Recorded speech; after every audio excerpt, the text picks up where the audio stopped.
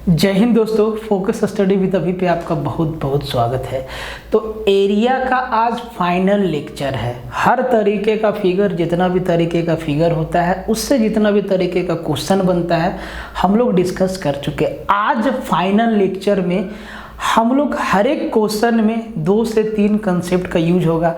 मतलब आज सारा का सारा हम लोग मिक्स फिगर वाला क्वेश्चन देखने वाले हैं, जो कि एग्जाम में ज़्यादा आता है। सिंगल सिंगल तो पूछ ही देता है, मिक्स वाला का वेटेज ज़्यादा रहता है। जैसे कि ट्रेंगल में सर्कल डाल दिया, ट्रेंगल में ही ट्रेंगल डाल दिया, ट्रेंगल में ही क्वाड्रिलेटरल डाल दिया, सर्कल में सर्कल डाल दिया, सर्कल में आपका स्क्वायर डाल देता है, सर्कल में आपका ट्रेंगल डाल देता है, ट्रेंगल के अंदर सर्कल डाल देता है। इस तरीके का जितना भी मिक्स क्वेश्चन है आज हम लोग देखेंगे। और एक बात समझ लीजिए, इन फिगर को ना मिक्स करके लाखों तरीका का क्वेश्चन बनाया जा सकता है, लेकिन उतना पढ़ना संभव भी नहीं है और अच्छा भी नहीं है। ठीक है, तो एकदम एग्जाम के हिसाब से हम लोग देखेंगे। और आज का जो ये फाइनल लेक्चर है एरिया का, आप इसको कंप्लीट देखिएगा और एक एक क्वेश्चन को मेरे साथ बनाइएगा। आपका सारा का सारा कंसेप्ट आज फिर से रिवाइज्ड हो जाएगा और आपको बहुत कुछ सीखने को मिलेगा कि हम लोग क्वेश्चन को हम लोग सोल्व करेंगे कैसे। तो ऐसे नहीं कि सिर्फ देख रहे, ऐसे काम नहीं चलने वाला है बंधु। मतलब ईमानदारी से देखना होगा, एकदम हाथ पांव पलथी मार के बैठ जाइए, पेन और पेपर लेके बैठ जाइए और क्वेश्चन जैसे जैसे आएगा साथ साथ कैलकुलेशन करते जाइएगा। और ये लेक्चर एरिया का आखिरी लेक्चर है और ये लेक्चर यूट्यूब पे भी जाएगा। तो यूट्यूब पे जितना भी बंधु बांधव देख रहे हैं, अगर आपको लगता है कि वीडियो आपके लिए है, आपके लिए यूज़फुल है, आगे जो भी एग्ज़ाम आएगा इस लेक्चर से उसका लेवल पार नहीं होगा, आप देख लीजिएगा। ठीक है, तो आप जो है शेयर मार दीजिएगा चैनल को, वीडियो को जो लाइक मार देना, और कमेंट में कुछ सलाह देना हो तो ज़रूर लिख देना। ठीक है, कमेंट का इंतज़ार रहता है कि आपका फीडबैक क्या आता है, किस तरीक़ा से आप समझते हैं, किस तरीक़ा से आप समझना चाहते हैं। तो इन सब बातों का ध्यान रखिए। ये आपका ड्यूटी है, मेरा ड्यूटी है कि भाई हम आपको अच्छा से पढ़ाएं बस। अब हम आपके फ़ोन में घुस के तो कुछ नहीं ना कर सकते हैं यहाँ से, तो मेरा ड्यूटी है, हम अपने साइड से निभा रहे हैं, आप अपने साइड से निभाइए। लेक्चर को शेयर मार दो अपने दोस्तों के बीच में। ठीक है, जो भी आपका ग्रुप्स होगा, आप तो हज़ारों ग्रुप से जुड़े रहते हैं, इधर फेसबुक, व्हाट्सएप, ट्विटर, लिंक्डइन, फलाना ढकाना सबसे जुड़े रहते हैं, तो वहाँ तक पहुँचा दो ताकि ये हर एक बच्चा तक लेक्चर पहुँच सके। ठीक है, और ये जो आपका प्रैक्टिस बैच चल रहा है, इसमें आपको हम थोड़ा सा जानकारी देना चाहेंगे। सबसे पहला बात, आपको अभिषेक सर इसके बारे में डिटेल बता चुके हैं। ये प्रैक्टिस बैच मतलब नए नए सवालों के साथ में हम लोग पढ़ रहे हैं, कंसेप्ट के साथ फिर से। तो अगर आपको फ्रेश बैच लेना है, जो हम लोग अभी पढ़ रहे हैं बिल्कुल फ्रेश, तो आप वो भी ले सकते हैं। फ्रेश बैच के साथ मतलब इसी बैच के साथ अगर आपको पिछला वाला बैच भी लेना है तो आप वो भी ले सकते हैं। और अगर कॉम्बो भी लेना है कि आप अभिषेक सर का साइंस ले सके, अभिषेक सर का जीएस ले सके, अभिषेक सर का कंप्यूटर, सारा का सारा, प्लस में मेरा बैच मैथ रीजनिंग सब सारा का सारा, तो वो भी अवेलेबल है। रेलवे वाला रेलवे का बैच ले, एएलपी का भी अवेलेबल है, सब का अवेलेबल है। आप प्ले स्टोर पे जाके फोकस स्टडी विथ अभी लिंक आपका नीचे दिया हुआ है, फोकस स्टडी विथ अभी ऐप पे जाइए और वहाँ पे आप सब कुछ एक्सप्लोर करिए। जो आपके हिसाब से होगा आप उसी बैच को परचेज कीजिएगा। ठीक है, और किसी भी तरीका का अगर आपको परेशानी है, मन में आपके सवाल है बैच को लेकर के, कंटेंट को लेके, तो आप ना इस नंबर पे कॉल कर लीजिए। बाकी अभी तक एरिया का जितना बताए हैं सबका प्लेलिस्ट बना हुआ है, आप वहाँ पे जाइए, उनको देखिए। आप जो है कंटेंट को देखिए, इसीलिए एरिया का पूरा लेक्चर आया। अब आगे से कोई भी चैप्टर का पूरा लेक्चर नहीं आएगा क्योंकि संभव नहीं है इतना काम। ठीक है, हाँ, क्या है कि इसके बाद आपका ना प्रैक्टिस चालू हो जाएगा, तो वो प्रैक्टिस आएगा बहुत सारा। ठीक है, तो बस कंटेंट को आप देख लीजिए कि यूज़फुल है कि नहीं है। ठीक है, उसके बाद आप परचेज करिए। कंप्लीट कोई भी एग्जाम आप दीजिए, आप एसएससी दीजिए, आप जेएसएससी दीजिए, आप रेलवे दीजिए, आप बीएसएससी दीजिए, हर एक एग्जाम के लिए अवेलेबल। बस टैग लग जाता है कि ये बैच रेलवे के लिए है, ये बैच एसएससी के लिए है, ये बैच फलाना के लिए है, ये बैच ढिमका के लिए है। पर मतलब मैथ होता है। आप किसी से भी पूछ लो, कोई भी विद्वान आपके आसपास हो, आप पूछ लो उनसे, वो आपको बोलेगा कि बाबू एक बार बढ़िया से पढ़ लो, कहानी खत्म। बात समझ में आया? तो किसी भी तरीके का शिकवा शिकायत हो आप इस पे फ़ोन करिए। और टेलीग्राम ज्वाइन करना बिल्कुल मस्ट है, इसका लिंक डिस्क्रिप्शन में दिया हुआ है, आप इसको ज्वाइन कर लीजिएगा। तो फाइनल लेक्चर है, एकदम कंप्लीट देखना। और प्लीज़ आप लोग शेयर मार दीजिएगा। देखिए ज़बरदस्ती हम नहीं करें, अगर आपको पसंद आता है ना, लगता है कि हाँ यहाँ से तो मेरा हो जाएगा, और भाई हुआ है, ऐसा बात नहीं है, हुआ है, ठीक है, तो ही आप लाइक मारिएगा। एरिया के फाइनल लेक्चर का पहला सवाल मुश्किल सवाल नहीं है, आसान है। एक सवाल में 2-3 कंसेप्ट आपका लगेगा। यहाँ पे एक फिगर नहीं है, 2 फिगर है। तो एक एक चीज़ को समझते जाइएगा और साथ में पेन कॉपी लेके बैठिएगा कि ताकि आप भी मेरे साथ बनाते जाइए। फिगर का बात कर लेते हैं, टेढ़ा मेढ़ा हो सकता है, लेकिन ये आपका एक सर्कल है, एक ऐसा आपका टेबल है, और टेबल में ऐसे ये जो है 6 साइड से डिजाइन बना हुआ है, और इसी का क्षेत्रफल आपसे पूछा है। ये 6 आपस में बराबर है, क्योंकि ये 6 आपको बराबर नहीं दिख रहा होगा, हाथ से बनाए हैं, ठीक है। सर्कल भी थोड़ा चपटा दिख रहा होगा, लेकिन ये सर्कल है। और देखो जो लोग बोलते हैं कि भाई सेकंड में सवाल, भाई सब सारा का सारा सवाल सेकंड में नहीं बनता है, कंसेप्ट चाहिए होगा। और ये वो सवाल है जो किसी ना किसी एग्जाम में आए हुए हैं, ठीक है। देखते पहले ही हम आपको बता देते हैं, मुश्किल नहीं है, सब कंसेप्ट से हल होगा। हम आपको सेकंड वाला मेथड नहीं बताएंगे, सीधा कंसेप्ट से बनाना सिखाएंगे। और जब 2-3 फिगर मिक्स रहेगा ना, तब आप लगा दीजिएगा सेकंड वाला मेथड बन जाएगा, तो हम मान जाएंगे। उधर मत जाइए, समझिए बात को। सारा का सारा कंसेप्ट आपका रिवाइज हो जाएगा, तो ध्यान से समझिए और वीडियो को शेयर मार दीजिए आप लोग, ठीक है।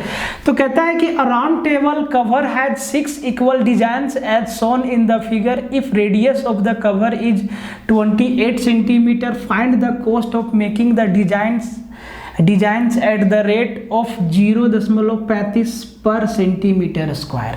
√3 का वैल्यू 1.7 आपको लेना है। एक गोल टेबल कवर में 6 समान डिजाइन बना हुआ है, जैसा कि चित्र में दिखाया गया है। यदि आवरण की त्रिज्या 28 सेंटीमीटर है, सर्कल का रेडियस, तो 0.35 रुपये प्रति सेंटीमीटर की दर से डिजाइन बनाने की लागत ज्ञात कीजिए। डिजाइन आप देख लिए। तो भाई ये जो 6 डिजाइन बना हुआ है, इसका लागत बोला है। अब एक बात बताइए, ये जो 6 डिजाइन बना है, ये है क्या, इसका नाम क्या है? तो ये सर वृत्तखंड है, ये 6 वृत्तखंड है, इसका क्षेत्रफल हमसे पूछा है।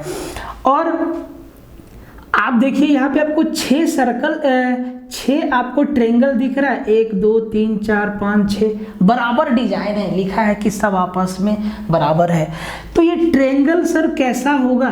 देखो 6 बराबर है ना, तो यहाँ पे 360 डिग्री भी 6 बराबर हिस्सा में बट गया। बोले सर बिल्कुल। तो अगर 6 बराबर हिस्सा में बट गया तो सबका हिस्सा में कितना आया? 60 डिग्री।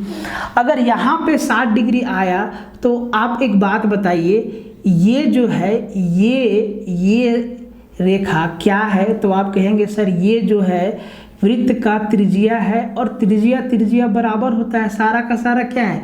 रेडियस है, और सारा का सारा रेडियस आपस में बराबर होगा। मतलब यहाँ भी आपका 60 डिग्री होगा और यहाँ भी आपका 60 डिग्री होगा, 60 डिग्री ये भी होगा, 60 डिग्री ये भी होगा। ये सारा का सारा जो ट्रेंगल है वो इक्विलेटरल ट्रेंगल है, ठीक है। बराबर भुजा के आमने सामने का कोण बराबर होता है। एक कोण 60 डिग्री मिला तो भाई इसके सामने का ये कोण और इसके सामने का ये कोण बराबर होगा। ट्रेंगल के तीनों कोनों का योग 180 डिग्री। समझ लीजिए, एकदम विस्तार से समझा रहे हैं, बहुत फायदेमंद है आप लोग के लिए, इधर उधर झांकने से कोई फायदा नहीं है, ठीक है। तो भाई अब बात है कि ये चीज़ तो समझ गए कि ये हमारा जो है इक्विलेटरल ट्रेंगल है। अब देखो इस डिजाइन के क्षेत्रफल तक कैसे पहुंचेंगे। तो एक बात बताओ, एक बात आपको समझाते हैं। इस डिजाइन को हम काट के निकालते हैं ऐसे, इस डिजाइन को हम काट के निकाल दिए ऐसे, ठीक है, ऐसे काट के निकाल दिए। ध्यान से देखो, इसी का ना एरिया निकालना है भाई, इसी का ना एरिया निकालना है। बोले सर बिल्कुल सही बात है, और ऐसा ऐसा 6 है, तो सर इसका एरिया कैसे निकलेगा?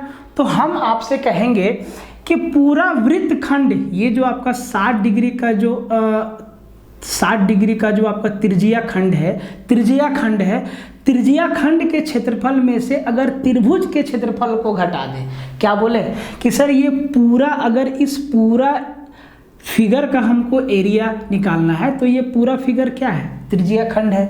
और अगर हम इस त्रिज्या खंड के क्षेत्रफल में से इस त्रिभुज का क्षेत्रफल घटा दें तो ये वृत्तखंड का क्षेत्रफल बचेगा कि नहीं बचेगा? बोलेंगे सर बिल्कुल वृत्तखंड का क्षेत्रफल बचेगा।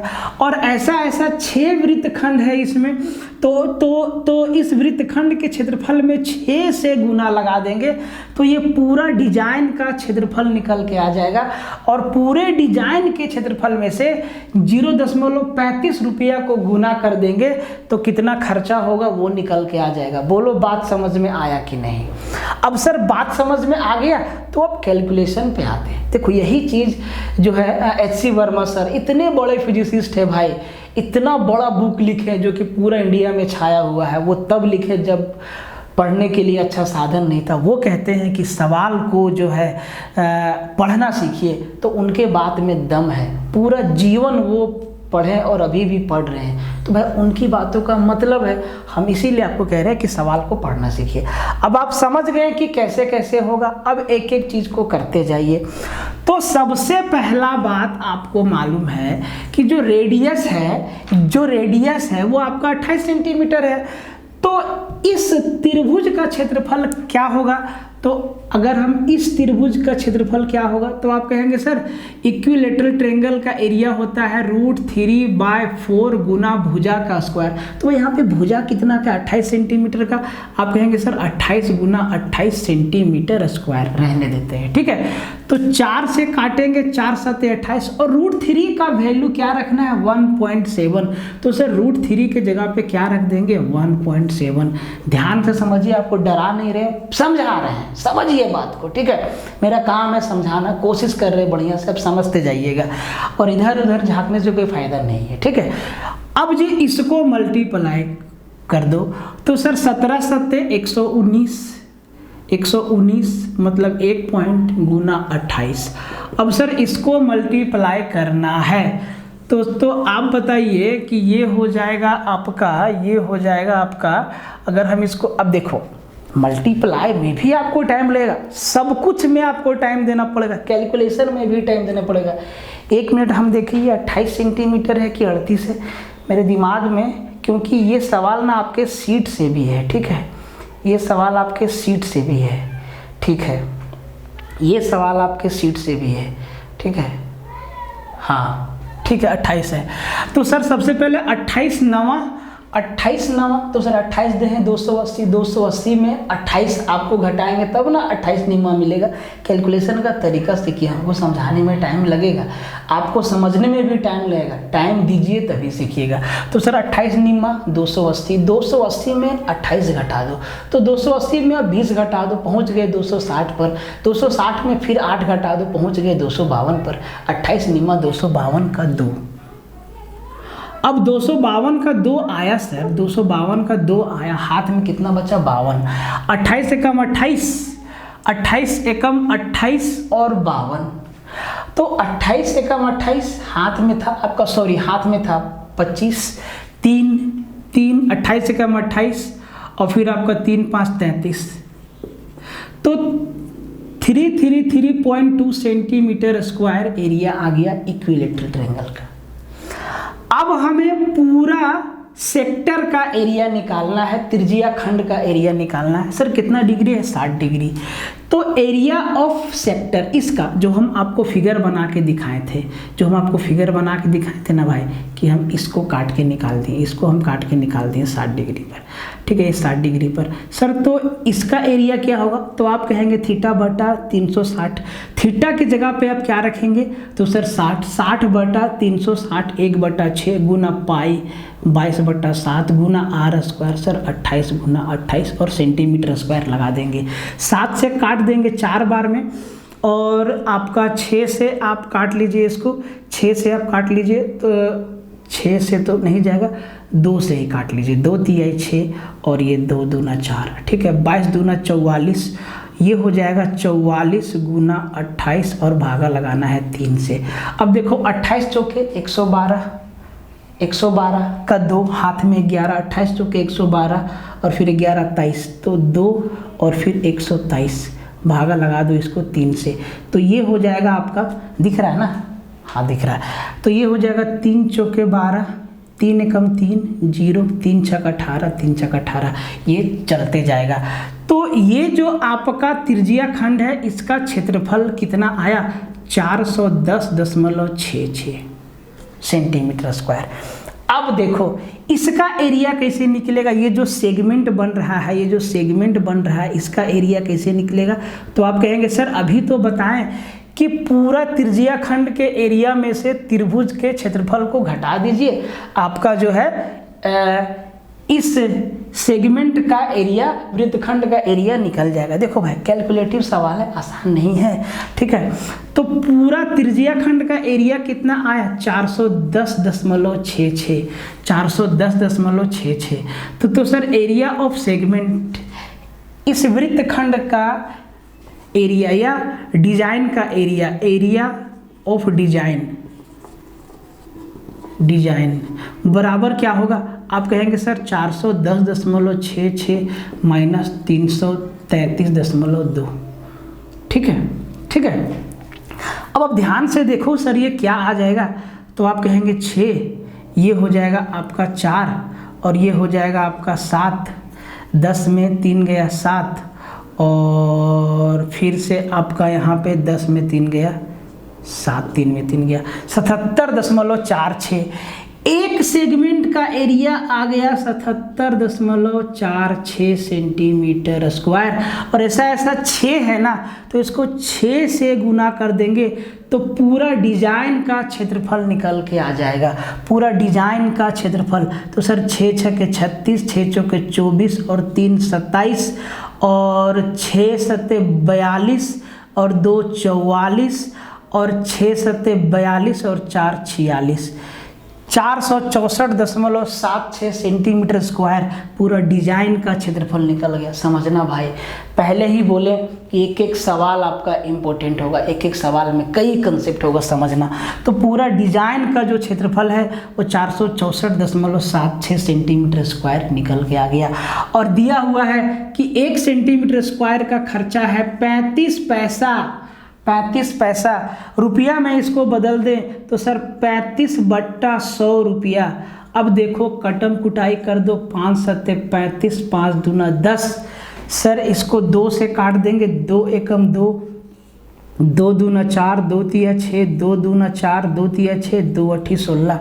अब इसको 7 से मल्टीप्लाई कर देना है और पॉइंट के बाद 3 अंक रहेगा, क्योंकि एक नीचे में हमारा 10 है। तो सर इसको आप कर दो मल्टीप्लाई, 7 8 56, इधर लिखे, किधर लिखे, इधर लिख देते हैं, ठीक है, इधर लिख देते हैं। तो ये हो जाएगा आपका 7 8 56 का 6 और 7 21 और 5 26 का 6, दशमलव लगा दें, नीचे में भी 10 बाकी है, 7 दूना 14 और 2 16 का 6, ठीक है। फिर आपका हो गया 7 21, 21 और 1 22। फिर आपका हो गया 7 दूना 14 और 2 16, 1626.66 भागा 10। सर पॉइंट के बाद 1 अंक और लग जाएगा, मतलब 162.66 रुपया हमारा क्या होगा, खर्चा होगा। ऑप्शन नंबर सी आपका उत्तर हो जाएगा। बहुत ही बेहतरीन सवाल था, आप देखिएगा कितना अच्छा सवाल था ये। माथा पच्ची होगा लेकिन कितना कंसेप्ट क्लियर हो रहा है। टाइम लगेगा बनाने में, आपको भी समझने में टाइम लगेगा, लेकिन समझना है, क्योंकि एक भी डाउट नहीं छोड़ना है। अब एक बार फिर से आपको बता देते हैं। तो सर ये हमारा सर्कल दिया हुआ था और इस सर्कल के सेगमेंट में ऐसा ऐसा डिजाइन बना हुआ है 6 साइड से। सर तो यहाँ पे हम जब देखें तो 6 ट्रेंगल हमको दिख रहा है और हर एक ट्रेंगल मेरा इक्विलेटरल ट्रेंगल है। इस डिजाइन बनाने का जो खर्चा है वो 35 पैसा पर सेंटीमीटर स्क्वायर है। समझिएगा बात को, ठीक है, 35 पैसा पर सेंटीमीटर स्क्वायर है। तो इस डिजाइन का एरिया कैसे निकाले, बड़ा ही सिंपल था। पूरा वृत्तखंड के क्षेत्रफल में से त्रिभुज के क्षेत्रफल को घटा दिए, पूरा त्रिज्या खंड के क्षेत्रफल में से ये जो हम यहाँ से काट के निकाले इस हिस्सा को, इसके क्षेत्रफल में से त्रिभुज के क्षेत्रफल को हम घटा दिए, तो ये हमारा वृत्तखंड या डिजाइन का क्षेत्रफल आ गया। और ऐसा ऐसा 6 डिजाइन है, 6 से मल्टीप्लाई कर दिए तो पूरा टेबल में जितना एरिया में डिजाइन बना है उतना एरिया निकल गया। और इस एरिया को 35 पैसा से मल्टीप्लाई कर दिए, रुपया बना दिए 35/100 रुपया, क्योंकि उत्तर हमारा रुपया में है, जाके 162.66 आया। तो एक एक सवाल, एक एक शब्द मेरा महत्वपूर्ण है। सीखते जाइएगा, समझते जाइएगा और वीडियो को भाई मेरे शेयर मार देना, जितना भी लोग देख रहे हो, ठीक है। तो इसको ध्यान से देखो, हर एक सवाल आपके लिए इम्पोर्टेंट है और आपको बनाना है, ठीक है। और वीडियो को प्लीज़ आप लोग शेयर मार देना है, जो भी लोग यूट्यूब पे देखेंगे सब लोग शेयर मार दीजिएगा, ठीक है। तो कहता है कि in the figure a square OABC एक आपका स्क्वायर है, is inscribe in a quadrant OPBQ एक हमारा क्वाड्रेंट है, चतुर्थांश है, सर्कल का 1/4 हिस्सा है, ठीक है। If OA equal to 15 centimetre, O से A आपका 15 सेंटीमीटर है, find the area of shaded region, छायांकित भाग का क्षेत्रफल आपसे ज्ञात करना है, आपसे पूछा है। तो भाई और बोला है कि पाई का वैल्यू जो है 3.14 आपको लेना है।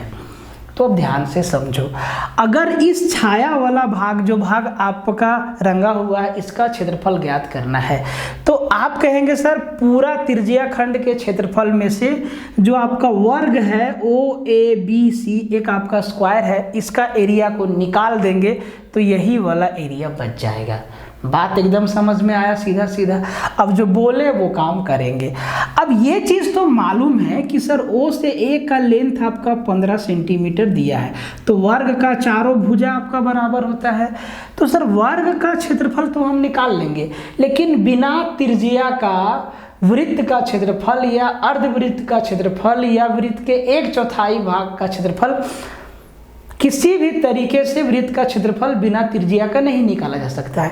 अब रेडियस आएगा कहाँ से, तो ध्यान से देखो, OABC हमारा एक वर्ग है। अगर हम B से O को मिला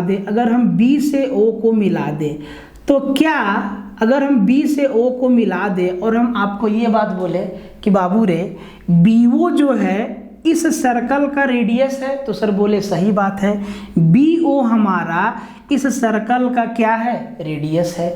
अब रेडियस है तो BO का लंबाई कैसे निकलेगा, तो आप कहेंगे सर BO और कुछ नहीं, इस वर्ग का विकर्ण भी तो है। देखो BO हमारा वर्ग OABC का विकर्ण डायगोनल भी तो है। बोले सर बात समझ गए।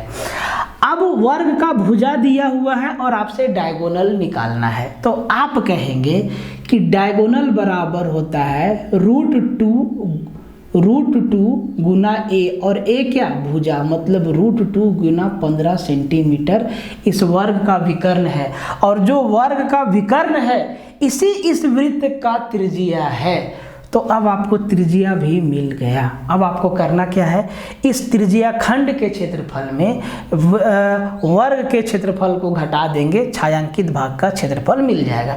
तो सर वर्ग का क्षेत्रफल तो बहुत आसान है, भुजा दिया हुआ है, भुजा का स्क्वायर 225 सेंटीमीटर स्क्वायर, वर्ग का क्षेत्रफल निकल गया। त्रिज्या खंड 1/4 भाग में है, तो ये जो आपका चतुर्थांश दिया है इसका एरिया क्या होगा, तो आप कहेंगे सर 1/4, पूरा सर्कल का 1/4, क्योंकि यहाँ पे 90 डिग्री बनेगा, 1/4 भाग गुना पाई r स्क्वायर, और पाई बराबर बोला है 3.14, और r हमारा क्या है सर, 15√2, तो 15√2 का स्क्वायर, तो 15 का स्क्वायर 225 और √2 का स्क्वायर 2, यही आएगा ना सर, यही आएगा ना। अब कटम कुटाई कर लीजिए, 2 दूना 4 और 2 से काटे 2 एक का 2, 0 2 पचे 10, 2 सत्ते 14। अब 1.57 गुना 225। अब आप कहेंगे सर कि सर इसको गुना कैसे करेंगे, हम बोलेंगे भाई बताते हैं, कोई डिजिटल सम में हम आपको नहीं फंसा रहे, नया चीज़ बिना मतलब में। देखिए जरा आप ऑप्शन को देखिए, 0.25 0.25 0.25 128 146 166 196 सबके 6 6 6 6 भी है। तो उधर आपको हम नहीं लेके जा सकते हैं, हम आपको ट्रिक में नहीं फंसा रहे हैं। ट्रिक के बदले आप 4 लाइन जीएस का याद कर लीजिएगा और मैथ मेरे हिसाब से पढ़ लीजिएगा, ठीक है, कहानी खत्म हो जाएगा। तो एक बात बता दो कि यहाँ पे 1.57 को मल्टीप्लाई करना है 225 से। तो अगर हम आपको एक बात ये बोले कि हम 1.57 को क्या हम ऐसे लिख सकते हैं, देखो समझा रहे हैं, समझना, नहीं तो आप इसको ऊपर नीचे लिख के भी गुना कर देना, कोई दिक्कत नहीं है। ऊपर नीचे लिख के भी मल्टीप्लाई करना, 3 अंक का ही तो गुना है, ऊपर नीचे लिख के मल्टीप्लाई कर देना आप। हम आपको क्या समझाना चाह रहे हैं कि 1.57 को क्या हम इसको लिख सकते हैं 1.00, 0.500 और 0.07। देखो तो यही ना है, पहले 1 जोड़े, फिर 0.5 जोड़े, फिर 0.7 जोड़े, यही चीज़ ना है। और इन सब को एक एक बार मल्टीप्लाई करना है 225 से, बोलो हाँ। तो 225 को पहले 1 से मल्टीप्लाई करो, 225, कहानी खत्म। 225 को 0.5 से मल्टीप्लाई करो, मतलब आधा, तो सर 225 का आधा 112, बोले सर कहानी खत्म हो गया। अब 225 को 0.7 से मल्टीप्लाई करो, तो अब 225 को 7 से मल्टीप्लाई करो, तो 7 दूना 1400 और 25 सत्ते 175, 1575। 1575 पे आपको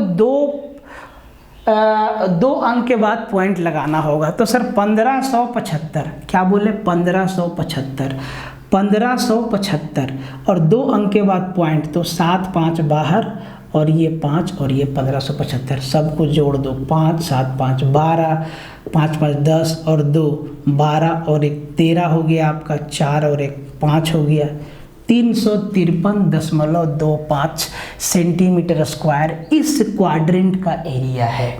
अब इस क्वाड्रेंट के एरिया में स्क्वायर के एरिया को घटा देंगे 225 सेंटीमीटर स्क्वायर, तो ये आपका 0.25, देखो 0.25 ये नहीं होगा। बहुत सारा टीचर आपको बताएगा डिजिटल सम, डिजिट फलाना ढकाना चिलाना, कहाँ फंस रहे हो आप। 100 गो मैथ थोड़ी ना आएगा परीक्षा में, ठीक है, या सिर्फ मैथ ही थोड़ी ना आएगा, गड़बड़ हो जाएगा, ठीक है, मेरा बात को ध्यान से समझो। और ये भाई 13 में 5 गया 8, 8.25, सर एक ही ऑप्शन में है, 128.25 सेंटीमीटर स्क्वायर, इन दोनों हिस्सा का क्षेत्रफल आया। टेंशन नहीं लेना है, आप अपने हिसाब से कर दो। हमको ये वाला चीज़ अच्छा लगा, क्योंकि एक बार 225 को एक बार गुना किए, फिर 225 को आधा किए 112, फिर 225 को 7 से गुना लगा के 2 अंक के बाद पॉइंट लगा दिए। सबको जोड़ने में तो टाइम नहीं लगता है, जोड़ने घटाने में। तो एक एक सवाल को समझते जाइएगा और ये आपका क्या हो गया, उत्तर हो गया। एक एक सवाल आज का इम्पोर्टेंट है आपके लिए, ठीक है, क्योंकि कोई भी सवाल सीधा नहीं है। और ऐसा बात नहीं है कि ऐसा सवाल नहीं आता है, सारा का सारा सवाल एग्जाम में आया हुआ है, ध्यान से समझिएगा।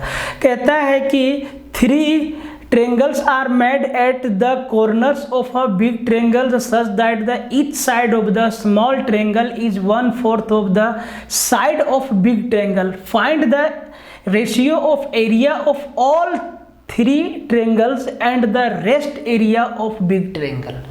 हिंदी में समझाते हैं और फिगर बना के समझाएंगे, समझ में आ जाएगा। क्वेश्चन को ध्यान से पढ़िए।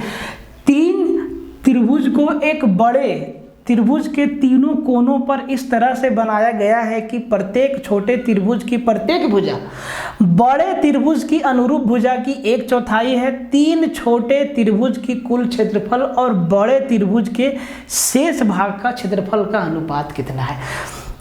त्रिभुज है कैसा, कुछ नहीं लिखा है। समबाहु है, विषमबाहु है, समकोण है, क्या है नहीं है, कुछ नहीं लिखा है। अब जरा ध्यान से देखो, कह रहा है क्वेश्चन कि भाई हम एक त्रिभुज बनाए ऐसे बड़ा सा हम ऐसे त्रिभुज बना दिए। अब इस त्रिभुज के तीनों कोना पर भी ऐसे त्रिभुज बनाए, ऐसे 3 त्रिभुज बनाए। और जो ये 3 छोटा छोटा त्रिभुज बना ना, इनका जो प्रत्येक भुजा का लंबाई है वो बड़ा त्रिभुज का 1/4 है। बड़ा त्रिभुज के अनुरूप भुजा का मतलब इस त्रिभुज का 1/4 ये है और इस भुजा का 1/4 ये है और इस भुजा का 1/4 ये है। मतलब नहीं समझे कि ये जो छोटा वाला त्रिभुज है ना, इसका जो एक भुजा यहाँ से यहाँ तक है, तो ये जो यहाँ से यहाँ तक है वो पूरा भुजा का 1/4 है। ये जो इस भुजा का जो लंबाई है यहाँ से यहाँ तक, ये पूरा भुजा का 1/4 है। सेम कहानी यहाँ भी, ये भी जो है ये इस पूरा भुजा का 1/4 है और ये जो है ये भी आपका इस पूरा भुजा का 1/4 है। भाई समझ में आया कि त्रिभुज कैसा है? सर त्रिभुज समबाहु है तभी संभव होगा, इक्विलेटरल ट्रायंगल है तभी संभव होगा। अब देखो इक्विलेटरल ट्रायंगल है, ये हमारा इक्विलेटरल ट्रायंगल है। जब आपको एक बात हमेशा याद रखिएगा कि क्वेश्चन में अगर किसी भी ट्रायंगल का जिक्र ना हो और आपको किसी भी तरीका से पता ना चले कि ये त्रिभुज कौन सा है, तो समबाहु त्रिभुज मानो और उत्तर पाओ। ठीक है, अब आप ध्यान से देखो जरा कि अगर हम पूरा समबाहु त्रिभुज के साइड्स को मान लेते हैं कि पूरा हमारा जो है 8x है, पूरा भुजा का लंबाई 8x है, इधर से भी 8x, इधर से भी 8x, इधर से भी 8x। तो सर 8x का 1/4 2x ये भी होगा, 2x ये भी होगा, 2x ये भी होगा, 2x ये भी होगा, 2x ये भी होगा, सॉरी 2x ये भी होगा, 2x ये भी होगा। अगर ये हमारा 2x है, ये 2x है, तो बीच में जो बचा ये 4x है, ये हमारा 4x है, ये हमारा 4x है। देखो तो 2 4 6 और 2 8, 2 4 6 और 2 8, 2 4 6 और 2 8। हर तरीका से क्वेश्चन के कंडीशन को सेटिस्फाई किया कि नहीं किया? बोले सर कर गया। अब पूछा क्या है? बोला कि इन तीनों त्रिभुज का क्षेत्रफल को निकालिए। तीनों को, तो भाई तीनों तो बराबर ही है, तीनों त्रिभुज के क्षेत्रफल को निकालिए। बोले सर ठीक है। और ये जो बड़ा वाला त्रिभुज है इसको नाम दे दिए ABC। ठीक है, ABC। इसका जो बीच वाला हिस्सा बचा, ये जो बीच वाला हिस्सा बचा, इसका क्षेत्रफल निकालिए और फिर हमको अनुपात बता दीजिए कि सर उत्तर क्या होगा। ये आपसे पूछा गया है। अब आप ध्यान से देखो कि अगर हम कोई भी एक छोटा वाला ट्रायंगल को लेते हैं तो इसका 2 भुजा बराबर है। ये 2 भुजा आपका क्या है? बराबर है। ये 2 भुजा बराबर है, तो भाई ये दोनों कोण भी बराबर होगा, ये दोनों कोण भी बराबर होगा, ये दोनों कोण भी बराबर होगा। ये एंगल कितना का है? 60 डिग्री का है। मतलब ये दोनों भी 60 डिग्री का हो जाएगा। मतलब ये जो 3 छोटा छोटा ट्रायंगल है ये भी इक्विलेटरल ट्रायंगल है, ये भी इक्विलेटरल ट्रायंगल है। तो कैसे निकलेगा? तो पूरे त्रिभुज के क्षेत्रफल में अगर हम तीनों ये छोटू त्रिभुज के क्षेत्रफल को घटा दें तो क्या बीच का हिस्सा निकलेगा? बोले सर निकल जाएगा। और इस बीच का हिस्सा और तीनों छोटा छोटा ट्रायंगल का एरिया का अनुपात बता देना है। तो सबसे पहले छोटू ट्रायंगल का, 3 छोटू ट्रायंगल का एरिया, तो एक छोटू ट्रायंगल का एरिया को निकाल के 3 से मल्टीप्लाई कर देंगे, तीनों का एरिया निकल जाएगा। ईच साइड 2x है। ठीक है, क्योंकि ये एंगल 60 डिग्री है ना, तो ये भी 60 है, ये भी 60 है, ये 2x है, ये 2x है, तो ये भी मेरा 2x हो जाएगा। सारा का सारा मेरा क्या हो जाएगा? 2x हो जाएगा। आप x मानिए ना मानिए कोई फर्क नहीं पड़ता, बस समझाने के लिए माने। ठीक है, तो समबाहु त्रिभुज का क्षेत्रफल छोटू वाला का निकाल रहे हैं, तो √3/4 गुना 2x भुजा का स्क्वायर 4x स्क्वायर, और ऐसा ऐसा 3 है गुना 3। तो सर ये 4 से 4 गया, ये क्या आ गया 3√3x स्क्वायर। ये तीनों छोटू छोटू ट्रेंगल का एरिया निकल के आ गया। बोले सर ठीक है। अब इस बीच वाला भाग का एरिया कैसे निकालेंगे? तो आप कहेंगे सर पूरा ट्रेंगल ABC का एरिया निकालिए और उसमें तीनों छोटू ट्रेंगल के एरिया को घटाइए, तो ये बीच वाला बच जाएगा। तो सर पूरा ट्रेंगल ABC का एरिया क्या होगा?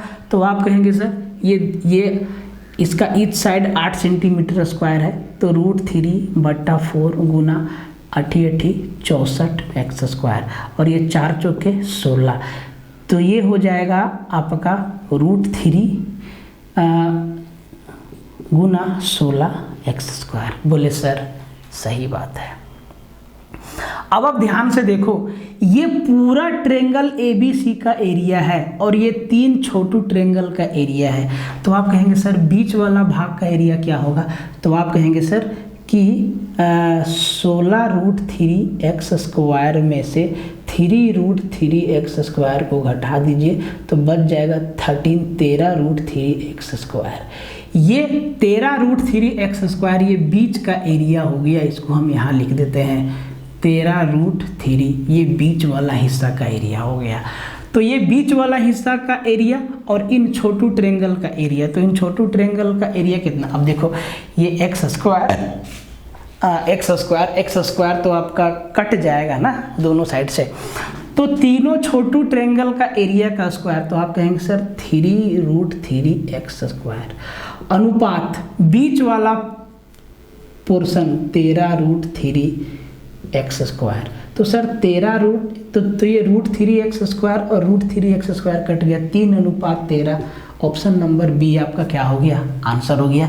तो इस सवाल में खास क्या था, ध्यान से पहले आपको समझना था कि ये ट्रेंगल है कैसा। तो सर एक बात बताया है कि जो छोटू छोटू तीनों ट्रेंगल बना है ना, उनका साइड, हर एक साइड का 1/4 है। अगर हम इधर से देखेंगे तो AB का 1/4 2x होना चाहिए। अगर हम इधर से देखेंगे तो BC का 1/4 2x होना चाहिए। अगर हम इसको भी देखेंगे इधर से, तब भी AC का 1/4 2x होना चाहिए। तो ये तभी संभव है जब समबाहु त्रिभुज होगा, और ये तीनों भी क्या हो गया? समबाहु त्रिभुज। कैसे हो गया आपको बताएं कि ये आपका 60 डिग्री है, इक्विलेटरल ट्रायंगल का ईच एंगल कितना 60 डिग्री, और ये दोनों साइड बराबर है, तो सर ये एंगल भी 60 हो जाएगा, ये एंगल भी 60 हो जाएगा। तो ये तीनों भी क्या है? इक्विलेटरल ट्रायंगल है। ये भी आपको समझना था, नहीं तो घूमते रह जाएंगे कि सर त्रिभुज है कौन सा, उत्तर निकालना तो दूर का बात है कि सर ये त्रिभुज है कौन सा। समझ आया बात? तो बढ़िया से समझते, इसके साथ भिड़ते हैं। बहुत आसान है, मुश्किल नहीं है, बहुत आसान है। कहता है कि 2 side of a quadrilateral are 16 centimetre and 12 centimetre and angle between them is 90 degree. Other 2 side of quadrilateral is 15/2 centimeter each.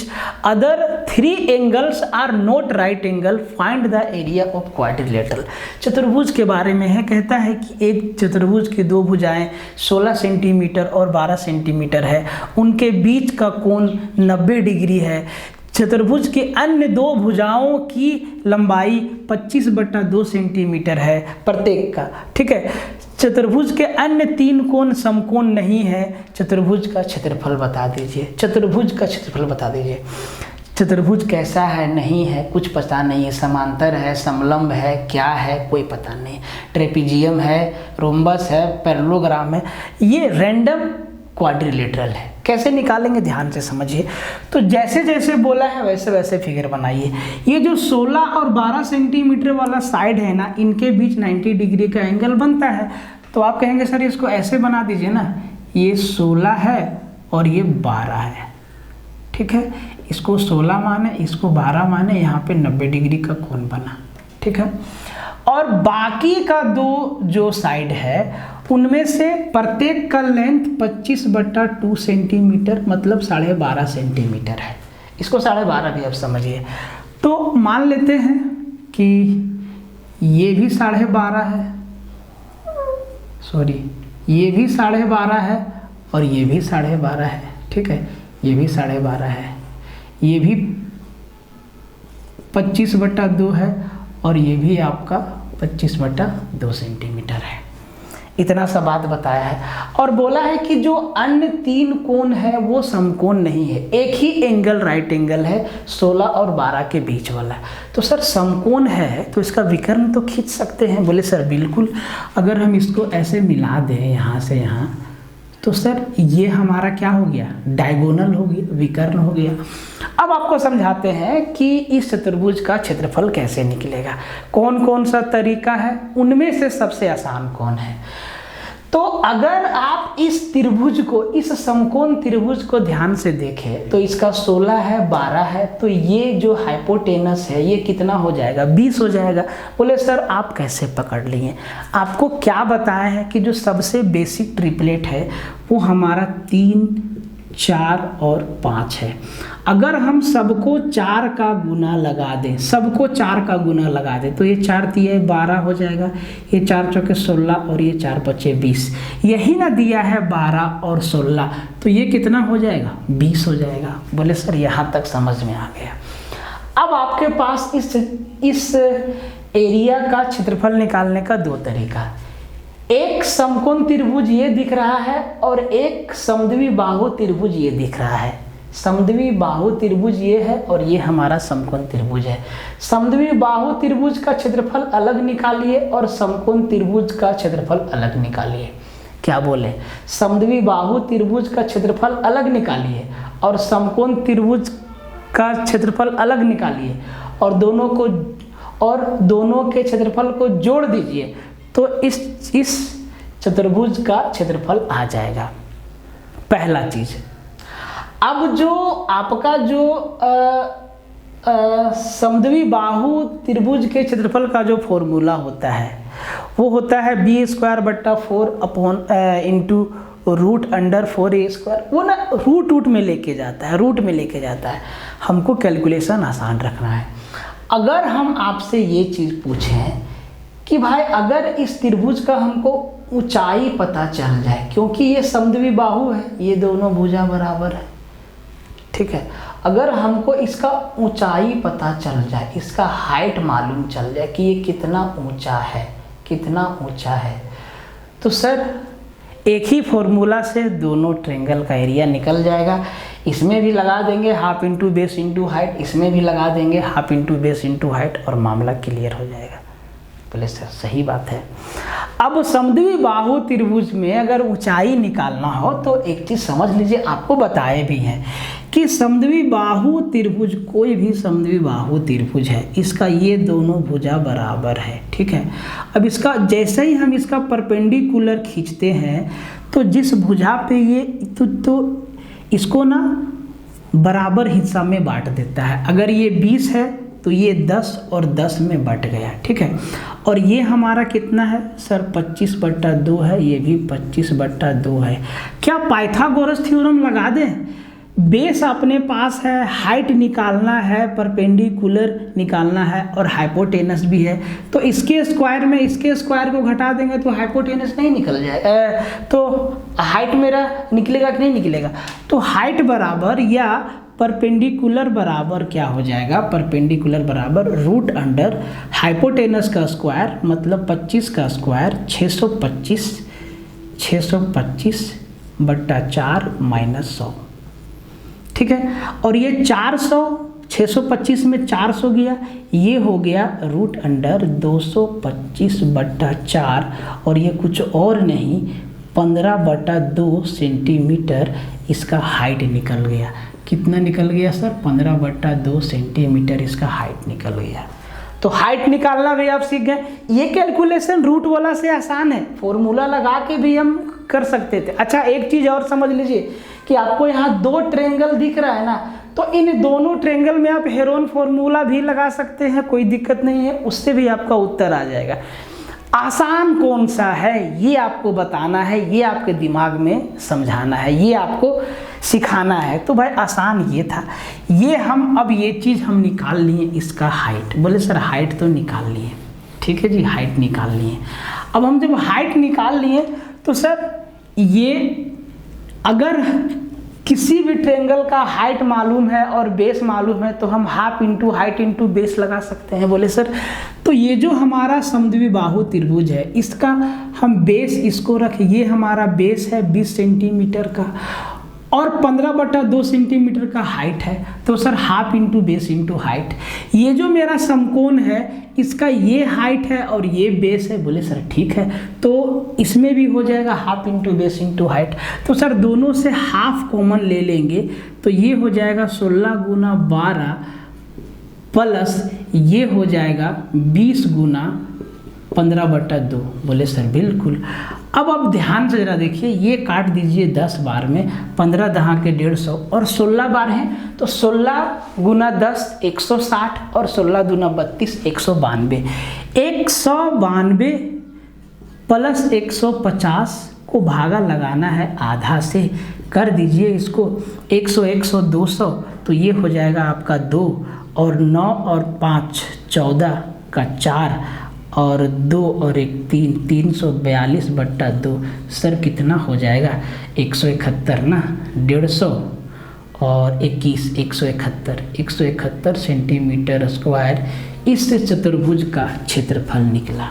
निकालने का कई तरीका है, हम आपको बताएं कि आप इन दोनों ट्रायंगल में हेरोन फॉर्मूला भी लगा दीजिए, अलग अलग भी आप इसको कर सकते हैं। इसको आप समकोण त्रिभुज दिख रहा है और ये मेरा समद्विबाहु दिख रहा है, इसका फॉर्मूला से और इसका फॉर्मूला से दोनों का एरिया निकाल के जोड़ दीजिए। तीसरा तरीका क्या था कि अगर इसका हाइट मालूम हो जाए तो मेरा कैलकुलेशन सबसे आसान हो जाएगा। एग्जाम में किस चीज़ में टाइम लगेगा आपको? कैलकुलेशन में। तो ये चीज़ आपको समझना होगा कि कहाँ कैलकुलेशन आसान है और कहाँ कैलकुलेशन मुश्किल है। जैसे ही आप ये चीज़ समझ जाएंगे उत्तर आपको मिलने लगेगा। ठीक है, तो ये बात आपको समझ। सुंदर सा सवाल है और बहुत ही आसान सवाल है। कहता है कि a 34 centimetre into 18 centimetre rectangle is reconstructed into a rhombus whose perimeter is equal to rectangle. बहुत अच्छा बात है। And one angle of its is 120 degree, ये भी बहुत अच्छा बात है। Find the area of rhombus, ये भी बहुत अच्छा बात है। 34 सेंटीमीटर गुना 18 सेंटीमीटर आयत वाले आयत को पुनर्निर्मित करके एक समचतुर्भुज बनाया गया। आयत से समचतुर्भुज बन गया जिसका परिमाप आयत के बराबर है। भाई ये तो होना ही था ना। अब आयत है, उसका लंबाई चौड़ाई दे दिया है, तो इसी से एक रोम्बस बनाया गया। तो भाई दोनों के बाउंड्री का लेंथ तो बराबर होगा ना। जैसे हम लोग एक रस्सी से एक तार से पहले सर्कल बनाए और उसी तार से फिर हम लोग एक स्क्वायर बना दिए, तो भाई पेरीमीटर तो बराबर होना है। और यहाँ ये बात लिख भी दिया है और इसकी एक कोण 120 डिग्री का है। तो समचतुर्भुज का क्षेत्रफल ज्ञात करिए। बहुत ही आसान सवाल है, समझाते हैं, समझिएगा। आप लोग प्लीज़ ध्यान से चीज़ों को समझिए, पढ़िए। बहुत ढंग से आप लोग को पढ़ाने का कोशिश कर रहे हैं। इससे भी बेहतर आइडिया ढूंढ रहे हैं। अगर वो मिल जाएगा तो उससे भी अच्छा तरीका से आपको पढ़ाने का कोशिश करेंगे। अभी तक मुझे लग रहा है कि हम आपको एक एक चीज़ समझा पा रहे हैं, सिखा पा रहे हैं। अगर आप ध्यान से पढ़ रहे हैं, समझ रहे हैं तो ठीक है। तो भाई अब एक बात पहले समझ लो कि जितना आयत का परिमाप होगा उतना ही समचतुर्भुज का परिमाप होगा। बोले सर बहुत सही बात है। तो आयत का परिमाप कितना? लंबाई प्लस लंबाई और चौड़ाई प्लस चौड़ाई, यही ना आयत का परिमाप है। तो सर 34 प्लस 34 68 और 18 और 18 36, 68 और 36 को जोड़ दीजिए, 8 6 14 104 सेंटीमीटर। अब उसी 104 सेंटीमीटर से हमको एक रोम्बस बनाना है। तो अगर 104 सेंटीमीटर तो रोम्बस का परिमाप हो गया, तो रोम्बस का चारों भुजा बराबर होता है। तो उसका ईच साइड कितना? 104 भागा 4 कितना आ गया सर? 26 सेंटीमीटर। ये काम ना इतना सा तो भरभली कर सकते हैं ना भाई। मतलब जो हम रोम्बस बना रहे हैं उसका जो है प्रत्येक साइड कितना हो गया सर? 26। बोले सर एकदम सही बात है। देख लो 26 सेंटीमीटर है। 26 104 और इस आयत का परिमाप जोड़ो तो भी 104, क्योंकि इसी आयत से ये रोम्बस बना है। अब कहता है कि इसका एक कोण 120 डिग्री है। अब भाई कोई आपको जो कोण में, जिस कोना में इंटरेस्ट हो उस कोना को आप 120 डिग्री, अब मेरा इंटरेस्ट इसमें है, हम इसको 120 डिग्री माने, ये हमारा 120 डिग्री है, इधर बाहर लिख देते हैं 120 डिग्री है, इस एंगल का वैल्यू 120 डिग्री है। अब एक बात बताओ, अगर हम इसका एंगल बाइसेक्टर खींचे, हम दोनों डायगोनल को मिलाएं ऐसे ऐसे, तो 60 इधर बट गया और 60 इधर बट गया। बोले सर यहाँ तक समझ में आया, अब आगे का कहानी सुनो भाई।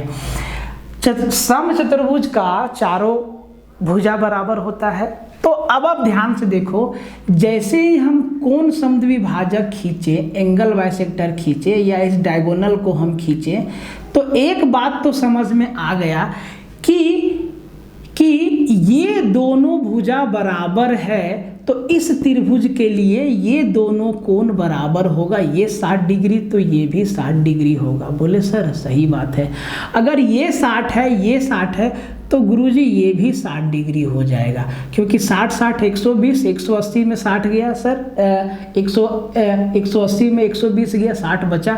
मतलब ये जो हमारा डायगोनल जो हम खींचे, ये इसका लंबाई भी 26 सेंटीमीटर हो जाएगा, तीनों कोण बराबर, तीनों भुजा बराबर। बोले सर सही बात है, और क्या सेम कहानी इधर भी नहीं बनेगा? अब आप ध्यान से देखिए कि ये आपका एक ट्रेंगल दिख रहा है, तो भाई ये भुजा बराबर, ये भुजा बराबर, तो ये कोण और ये कोण बराबर होगा। बोले सर ये 60 है तो ये भी 60 होगा, अब ये दोनों 60 है तो ये भी 60 हो जाएगा। अब ये चीज़ समझ में आ गया कि ये जो दोनों त्रिभुज है ये इक्विलेटरल ट्रायंगल है, जिनका ईच साइड 26 सेंटीमीटर है। तो रोम्बस का एरिया तो निकालना आसान हो गया। एक समबाहु त्रिभुज का, एक इक्विलेटरल ट्रायंगल का एरिया निकाल के उसको 2 से मल्टीप्लाई कर देंगे तो पूरा रोम्बस का एरिया निकल जाएगा। नहीं तो आपको दोनों डायगोनल निकालना होगा, फिर दोनों डायगोनल को मल्टीप्लाई करके उसका हाफ करना, उस झमेला में मत पड़िए। ये ऐसे बनाने बोल रहा है सवाल, ठीक है। तो अब देखो 2 इक्विलेटरल ट्रायंगल आपको दिखा दिए, तो भाई एक इक्विलेटरल ट्रायंगल का एरिया क्या होगा? तो आप कहेंगे सर इक्विलेटरल ट्रायंगल का एरिया होता है √3/4 इंटू साइड का स्क्वायर 26 इंटू 26, और पूरा रोम्बस का एरिया चाहिए तो ऐसा 2 इक्विलेटरल ट्रायंगल है सर मल्टीप्लाइड बाय 2, 2 से 2 बार में और 2 से ये 13 टाइम्स में। अब इसको 13 छक्के 78, देखो नीचे में तो 3 वेरी आएगा नहीं, √3 से मल्टीप्लाई ऊपर में ही रहेगा। तो एक बात आपको समझ जाना, जो बट्टा वाला है वो तो अपना उत्तर नहीं होने वाला है। अब 2 ऑप्शन में देखो 6 या 18, लास्ट में 8 है, तो भाई ऑप्शन नंबर सी आपका उत्तर हो जाएगा, 338 √3 सेंटीमीटर स्क्वायर। तो जो चीज़ सीधा दिखता है वो तो सबको दिखता है ना। आपको भी ये चीज़ दिखा होगा कि सर नीचे तो बट्टा में 3 नहीं होगा, ये दोनों गया। अब सर इसका 13 छक्के 78 का 8 हाथ, यहाँ पे √3 के बाद एक 8 तो होगा। बोले सर एक ही ऑप्शन में ख़त्म करो कहानी, झंझट। तो ये तो सबको दिखा, आपको भी दिखा, अब इसमें क्या दिमाग लगाना है, ठीक है। तो ये हो जाएगा 338 √3 सेंटीमीटर स्क्वायर, पूरा रोम्बस का एरिया निकल के आ गया। कितना सुंदर कंसेप्ट था। पहले एक आयत के बारे में बताया, फिर कहता है कि उस आयत को हम ना रिकंस्ट्रक्ट करके एक रोम्बस बनाए, उस रोम्बस का एक एंगल बता दिया, फिर बोला कि उसका एरिया बता दो। तो कैसे कैसे पहुँचे समझ में आया, बहुत ही आसान है, ठीक है। तो एक एक चीज़ को समझते जाइएगा। फाइनल लेक्चर बहुत इंपॉर्टेंट है, कोई भी सवाल आपको सिंगल फिगर के साथ नहीं मिलेगा, सब में 2-2 फिगर का कंसेप्ट चलेगा, किसी में 3 होगा, जिस तरीके का क्वेश्चन हो सके, ठीक है। तो इसको ध्यान से समझिए। सबसे बढ़िया आपके दिमाग में ये बात चल रहा होगा कि सर क्या सारा का सारा मुश्किल सवाल बता रहे हैं। भाई अभी तक हम आपको आज से पहले तक एरिया का सारा कंसेप्ट क्वेश्चन फिगर के साथ बता दिए, और ऐसा नहीं है कि ये सब सवाल एग्जाम में नहीं आता, भाई आया हुआ है। इसी सवाल को देखो ग्रुप डी में पूछा है, ग्रुप डी का सवाल है ये।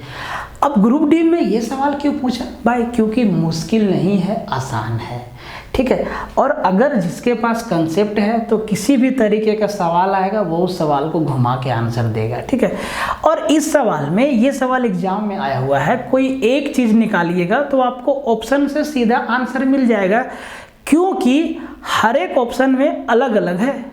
ये 8√2 है, ये 8 है, ये 8√2 है, ये 8 + 2√2 है, इधर देखो 8.5 सेंटीमीटर स्क्वायर।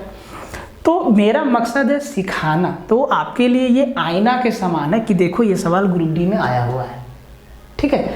तो अब ध्यान से समझो, कहता है कि 3 centimetre sided square 0.5 centimetre line segment cut out at each corners with vertices, find the perimeter and area of octagon made by. 3 centimetre किनारे वाले वर्ग के प्रत्येक कोने से 0.5 सेंटीमीटर के रेखाखंड को काट लिया गया है जिसका शीर्ष है, कोना से काटे हैं, ठीक है। कोना से काटेंगे तो शीर्ष तो बाहर जाएगा ही। परिधि और इस प्रकार बने अष्टकोण का क्षेत्रफल। अब ऑक्टागन का बात किया है, देखो कैसे निकालेंगे, बहुत ही आसान है। तो सबसे पहले बताओ कि 3 सेंटीमीटर का एक हम वर्ग बनाते हैं, ठीक है। ध्यान से समझना, थोड़ा टेढ़ा हो जाता है, हो ही जाता है भाई, ठीक है। 3 सेंटीमीटर का हम एक वर्ग बनाते हैं, ध्यान से समझना, ये आपका वर्ग है, ठीक है। 3 सेंटीमीटर 3 सेंटीमीटर 3 सेंटीमीटर, प्रत्येक कोना से ना 0.5 सेंटीमीटर काट देना है। तो भाई अगर हम यहाँ से कट लगाएं, ये 0.5 सेंटीमीटर, ध्यान दो 0.5 सेंटीमीटर, इसको काट के बाहर निकाल देना है।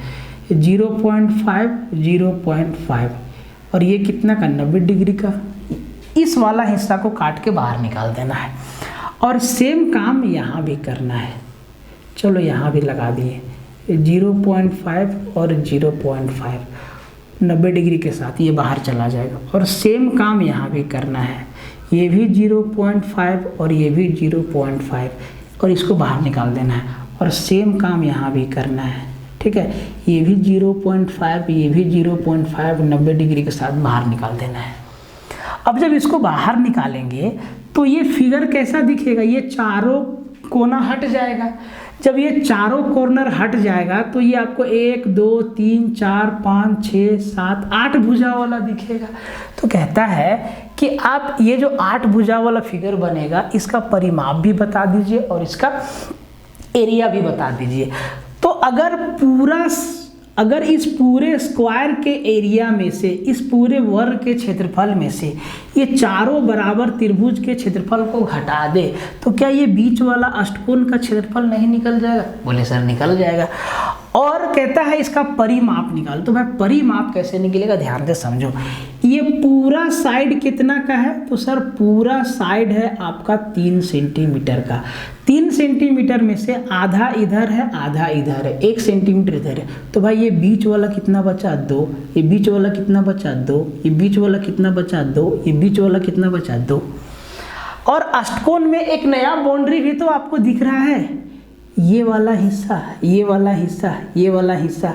तो सर ये वाला, इसका लेंथ कितना होगा, तो सर हम आपको इसका लेंथ बताते हैं। अगर आपको ये बात हम बता दें कि ये हमारा एक समकोण है और ऐसे है ना भाई, इसको काट के यहाँ निकाल दिए, ये भी 0.5 है, ये भी 0.5 है।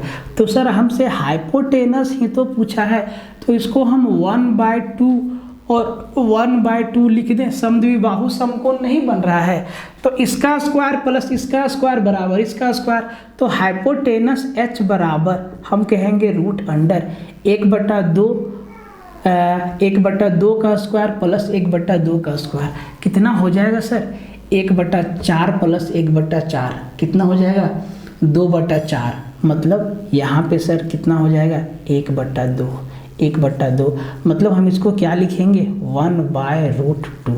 तो सर ये जो आपका साइड बना, ये जो आपका साइड बना, ये 1/√2 सेंटीमीटर, ये भी 1/√2 सेंटीमीटर, ये भी 1/√2 सेंटीमीटर और ये भी 1/√2 सेंटीमीटर। तो अब अगर अष्टकोण का परिमाप निकालना हो तो 2 4 6 और 2 8 प्लस 1/√2 प्लस 1/√2 प्लस 1/√2 प्लस 1/√2। बोले सर सही बात है।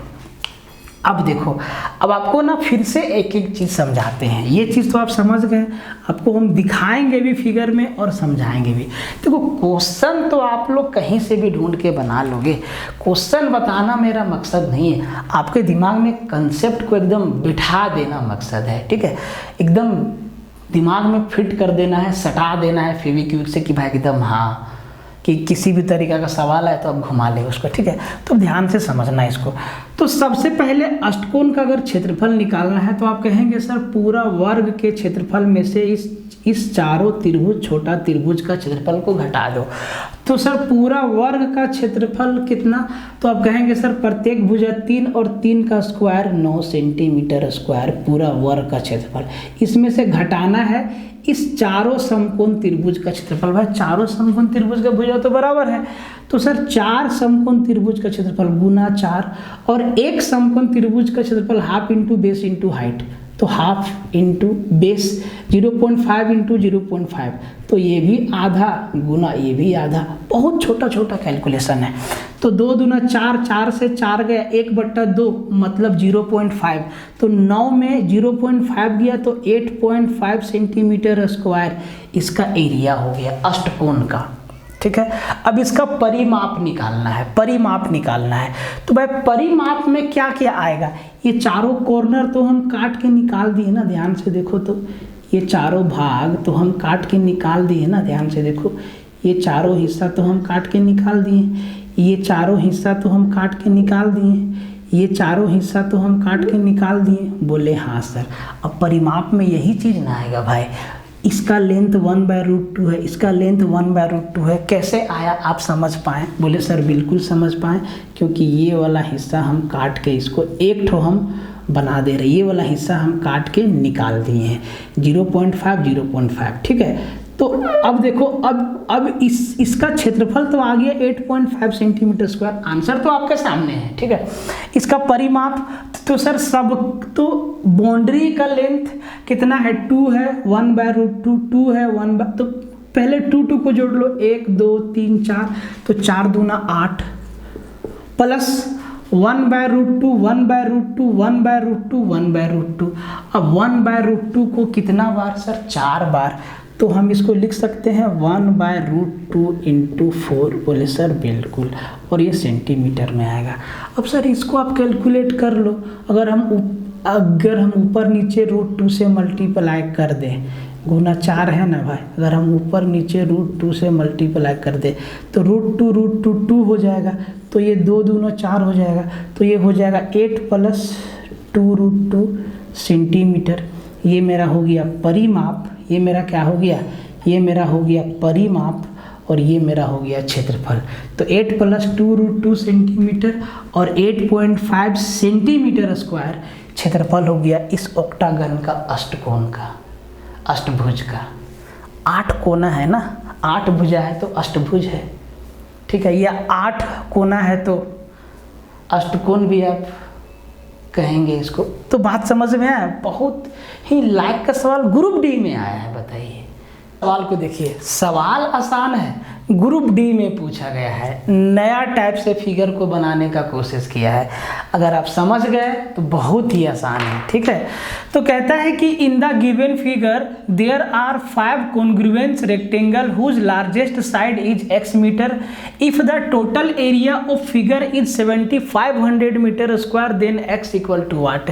दी गई आकृति में 5 सर्वागसम आयत है, 5 सर्वागसम आयत है। सर्वागसम का मतलब होता है कि पांचों आयत का क्षेत्रफल बराबर है, पांचों आयत जो है एक जैसा है, सबका लंबाई बराबर है, सबका चौड़ाई बराबर है, ठीक है। और जिसकी बड़ी भुजा x मीटर है, मतलब आयत का जो बड़ी भुजा है वो x मीटर है। यदि आकृति का कुल क्षेत्रफल, इस पूरा क्षेत्रफल का जो फिगर है वो 7500 मीटर स्क्वायर है, तो x का वैल्यू बता दीजिए। 5 आयत है इसमें, 1 2 3 4 और 5। पांचों आयत का लंबाई एक समान है, पांचों आयत का चौड़ाई एक समान है, पांचों को ऐसे सजा दिया है। और इस पूरा फिगर का जो क्षेत्रफल है वो जो है 7500 मीटर स्क्वायर है। तो कहता है कि प्रत्येक आयत का आप बड़ा भुजा बता दीजिए जो कि x मीटर बोला है कि x का वैल्यू बता दीजिए। अब जरा ध्यान से समझो, ये 5 आयत है।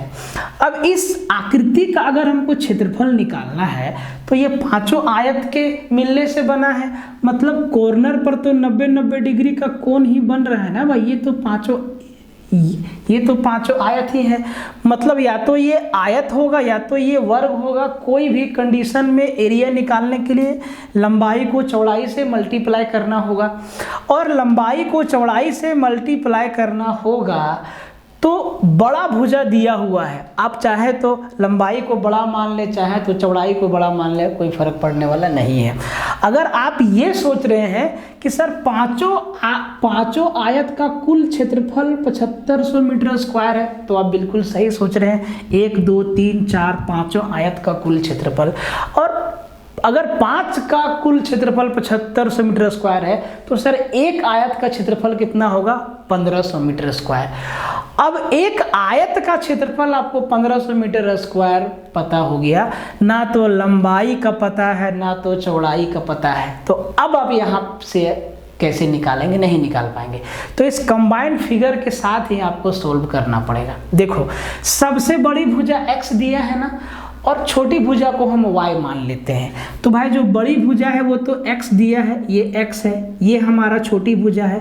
देखो सबसे पहले बड़ी भुजा देखो, ये सब का सब हमारा क्या है? बड़ी भुजा है। छोटी भुजा को हम y माने, ये y मीटर है, ये y मीटर है, ये y मीटर है। ठीक है, बोले सर बिल्कुल सही बात, ये भी मेरा y मीटर है, ये भी मेरा y मीटर है। एकदम क्लियर कट समझ में आया। अब जरा ध्यान से देखो, एक बात बताओ, अगर हम इसको चौड़ाई माने, इस पूरा फिगर को हम एक जैसे ट्रीट करें कि अगर ये मेरा चौड़ाई है तो सर ये भी तो मेरा चौड़ाई है, और चौड़ाई क्या है इसमें? बराबर ही तो है। बोले सर बिल्कुल, मतलब x प्लस x 2x बराबर y प्लस y 3y। बोले सर हाँ, एक चीज़ दिखा कि 2x बराबर 3y है, जितना लंबा ये है उतना ही लंबा ये है, 2x बराबर 3y। बोले सर यहाँ से आपको y का वैल्यू निकालना पड़ेगा क्योंकि x का वैल्यू पूछा है। तो क्या हम y बराबर 2x बट्टा 3 नहीं लिख सकते? बोले सर बिल्कुल सही बात है, 2x बट्टा 3 लिख सकते हैं। तो y का वैल्यू क्या हो गया? 2x बट्टा 3। मतलब हम y के जगह पे क्या लिख सकते हैं? तो सर 2x बट्टा 3 लिख सकते हैं।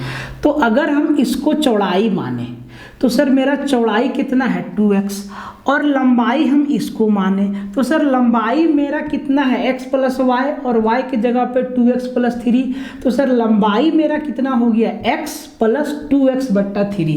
x प्लस 2x बट्टा 3 को जोड़ेंगे तो 5x बट्टा 3 आ गया। मतलब जो मेरा लंबाई है वो 5x बट्टा 3 है, और जो चौड़ाई है वो 2x है। तो इस फिगर का क्षेत्रफल क्या होगा? लंबाई गुना चौड़ाई, और क्षेत्रफल क्या दिया है सर? 7500 मीटर स्क्वायर बराबर लंबाई गुना चौड़ाई, मतलब 2x गुना 5x बट्टा 3। अच्छा, 5x बट्टा 3 कहाँ से आया समझे आप लोग? इस y का वैल्यू जो हम यहाँ पे निकाले हैं बंधु, इस y के वैल्यू को हम y के जगह पे रखेंगे क्योंकि आंसर हमें x का बताना है। तो हम ये जो y है ना, इस भुजा का जो लंबाई y है, तो हम y के जगह पे 2x बट्टा 3 रखें, और x प्लस 2x बट्टा 3 को जोड़ेंगे तब ना ये पूरा भुजा का लंबाई मालूम होगा। तो x प्लस 2x बट्टा 3 5x बट्टा 3 होगा। अब देखो जरा ध्यान से देखो, 5 दूना 10, तो 1 0 तो खत्म हो गया, और ये हो गया x स्क्वायर बराबर 750 बचा। तो एक तो आप इसको 75 देखिए, 10 को अलग रखिए, तो इसको हम क्या लिखेंगे? 25 गुना 3, और ये वाला 3 भी इधर गुना होगा, 10 को अलग रखिए। तो x का वैल्यू आया 25 गुना 3 गुना 3 गुना 10 मीटर स्क्वायर। हम ये x स्क्वायर का वैल्यू है, तो x का वैल्यू क्या होगा? बोले सर इसके ऊपर रूट लगा दीजिए ना। तो 25 के लिए 5 और 3, मतलब 5 तिहाई 15, और रूट 10 अंदर रह गया, मीटर स्क्वायर से मीटर बाहर आ गया। 15 रूट 10 मीटर इसका सबसे लंबा भुजा है x का वैल्यू 15 रूट 10 मीटर। एकदम मस्त तरीका से सवाल को सजाया है। कंसेप्ट देने का कोशिश किया कि भाई ऐसे भी हम 3, 4, 5 फिगर को समझा सकते हैं, ऐसे भी सवाल को बनाया जा सकता है। बहुत अच्छा सवाल था, ग्रुप डी में आया हुआ है 2022 में। आपको क्या बोले हैं कि नया नया सवाल होगा सारा का सारा, हर एक सवाल एग्जाम में आया हुआ है, ठीक है। 1-2 सवाल आपका एनसीईआरटी से लिए हैं, बाकी हर एक सवाल आपके एग्जाम में आया हुआ है, और जो सवाल एनसीईआरटी का है वो आपके सीट में भी है। तो प्रैक्टिस तो वहीं से कीजिए, प्रैक्टिस वहीं से कीजिए और तगड़ा तरीका से करिए। तो देखिए एसएससी में आया है, ठीक है, एकदम आसान सवाल है और ऐसा सवाल कई बार पूछा गया है। तो कहते, और देखो ये ना सवाल बाइलिंगुअल लिखा हुआ, ठीक है, अरे 2 भाषा हिंदी इंग्लिश अलग लिखते लिखते थक गए, ठीक है, तो इसको ऐसे लिख दिए मन किया। तो कहता है कि सुरेश ने 52 मीटर पर मिनट की स्पीड से चलकर एक रेक्टेंगुलर फील्ड को डायगोनली पार करने में 15 सेकेंड का समय लेता है। समझ गए हिंदी इंग्लिश दोनों। राजेश 68 मीटर पर मिनट की चाल से चलकर उसी मैदान की साइड्स पर चलकर पार करने में उतना ही समय लेता है, तो फील्ड का एरिया क्या है, समझाते हैं आपको। तो भाई एक रेक्टेंगुलर फील्ड का, एक रेक्टेंगुलर शेप का एक फील्ड है, ठीक है, ये हमारा रेक्टेंगुलर शेप है, ठीक है।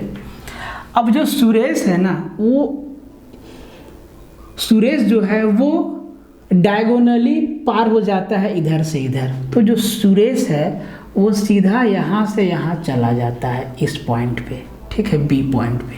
सुरेश यहाँ से यहाँ डायगोनल तिरछा तिरछी कोना कोनी पार हो जाता है। लेकिन जो राजेश है वो ना, वो पहले यहाँ से चल के इधर इधर इधर इधर जाता है और फिर तब जाके बी पॉइंट पे पहुंचता है। मतलब सुरेश जो है मैदान के भुजाओं पर लंबाई और चौड़ाई पे चल के बी पे पहुंचता है। अब सर सुरेश का जो स्पीड है वो है आपका 52 मीटर पर मिनट। सुरेश का स्पीड कितना है लिख देते हैं, लिखा हुआ है 52 मीटर पर मिनट। और जो राजेश है, राजेश का स्पीड है कितना, 68 मीटर पर मिनट। तो राजेश कितना लंबाई, कितना दूर चला है, लंबाई और चौड़ाई इतना, और जो सुरेश है वो विकर्ण पे चला है। तो सर इस मैदान का क्षेत्रफल निकालने के लिए हमको क्या चाहिए, लंबाई गुना चौड़ाई। आयताकार मैदान है, देखना कैसे निकालते हैं।